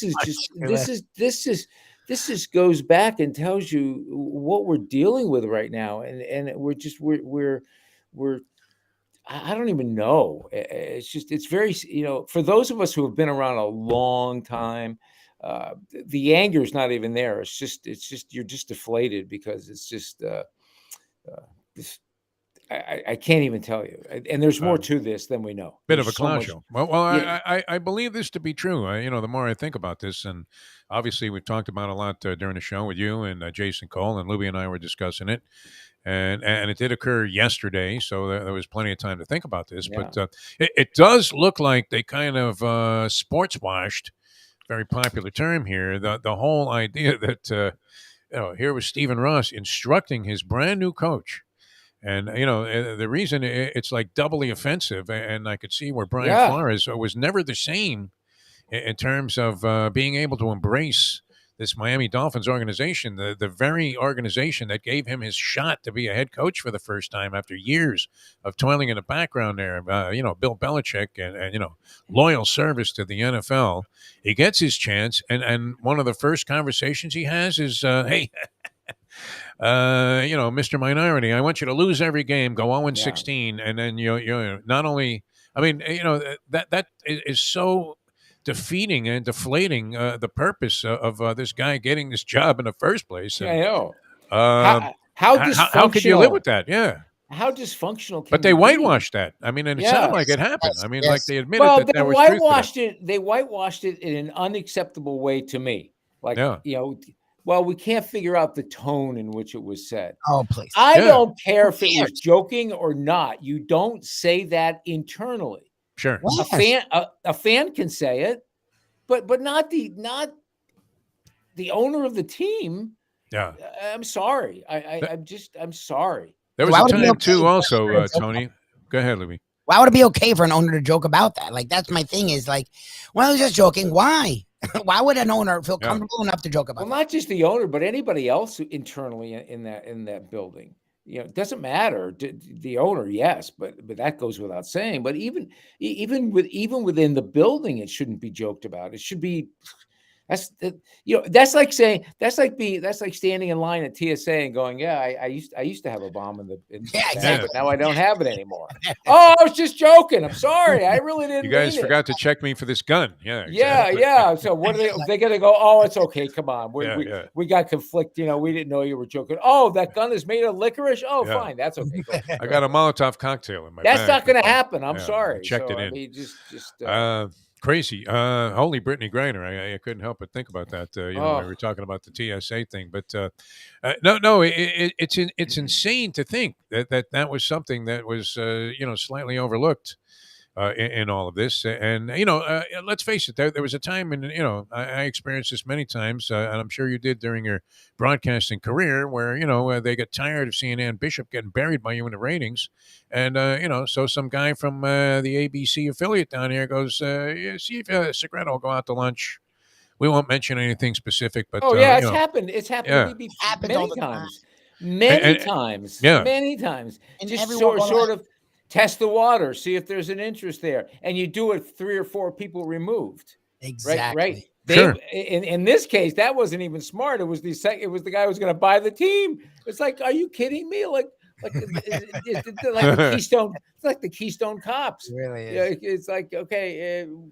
No one's going to notice us. No one's going to see us do this. Yeah. It's impossible.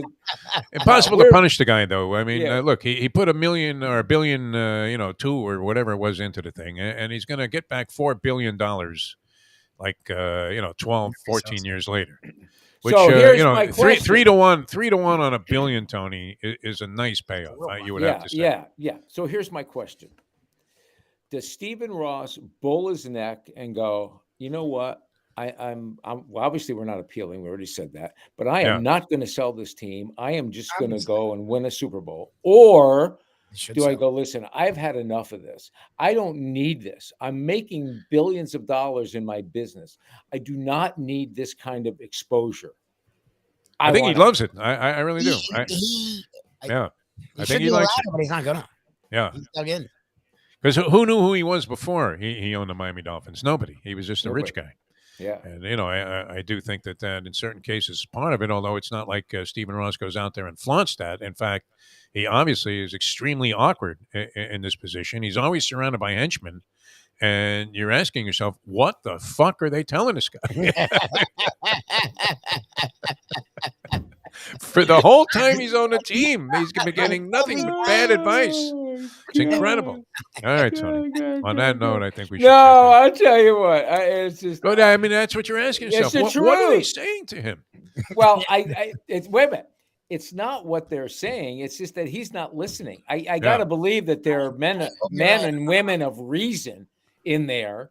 I've got to believe that they're. It's like Trump at the Capitol, I mean, when the riot was going on. And, even his own children are screaming, Dad, do something. Yeah, exactly. And he's like, well, I'm really enjoying these Patriots that are there smashing windows. I know better. Cops. It's I know better than you. I know what I'm doing. Don't tell me what to do. It's like, okay, enough. I listen, again, at the end of the day, like I said before, the shame of all this is that we're not finding out the truth. That's obviously the biggest shame. But if this team starts winning, no one's going to care. No one's going to care. They really don't care. And you know what? There are people out there listening to us going, you know what? I don't care if they tampered. I don't care if they did any of this. I want that great player. Win at all costs. Win, baby, win. Well, they lose a draft pick, and I guess two of them. Listen, this is where Stephen Ross has got to pay attention, because this, regardless of the role he's playing or not playing, it's irrelevant right now. Yeah. What's happened is go ahead. the team has been hurt. You're losing the draft pick, two big time draft picks. Now the team is being hurt. Now you are responsible for hurting this team. Then you better that's where you take notice. Okay. I don't think he's selling. I don't think he's going anywhere. I think he loves it. And, I really believe that he felt like he was absolved of all guilt, and that that the league was wrong to even consider that he talked to Tom Brady when obviously something went on there. And, that appeared to be by far the lesser of the evils that were applied. And, the league found itself, I think, in a position where that they couldn't possibly admit that this went on, because then they would lose the Flores lawsuit. Yeah. Listen, I know where you got to go, but this is tantamount to this. I stole the French fries from McDonald's, but you know what? I didn't have one on the way home. I waited till I got home. There you go. Exactly. Okay, I tampered. We told them to lose, but you know what? At the end of the day, they didn't. So there you go. And I was joking. Flores should have been coach of the year that year. All right, Tony, we love you, man. Catholic Health Services, Texas Roadhouse Restaurants. Thanks to Ed Garcia for stopping by. And our thanks earlier in the program for Jason Cole joining us. We'll talk to you again next week, my friend. Tony Segreto, ladies and gentlemen, old school with Tony Segreto. All right, tomorrow we have the Hialeah Park Trivia Challenge. Very excited about that. Dave Gurgles Gurgley be joining us for that one. I believe, Lubie, have we seen any confirmation on Gurgles one way or the other? I mean, I presume he'll be there. He was there last week. The likelihood he's at some exotic location tomorrow, or probably slim after being in the Maldives there. That was like a 15-hour flight to take a 9-hour flight to take a plane to take a seaplane. I would imagine he is parked at home for a little while. So we'll have that for you tomorrow. And then Friday, a Degenerate Fridays. We get into all kinds of degeneration with the football season on the horizon. So we'll get into a lot of stuff on Friday, our Degenerate Friday show. Mike Mayo and a lunchbox coming your way today at noon. Tomorrow, Mike will be on the road at a brewery, one of those craft breweries in Fort Lauderdale. Three Sons Brewery. Looking forward. Dickie Mohan, yeah. Come on out and have a couple of brews. Edition. That'll be nice. I think I'm going to roll into that one if I can. Let's see how it goes tomorrow. All right, we'll see you guys tomorrow at 7. Thanks for tuning in, everybody. Love having you here on South Florida Live. For Mike Lubie Lubitz, I'm Jeff DeForest saying we'll see you next time as we leave you now that. The time 9:04. Let's go to eat a damn snack. Look what they done to my soul.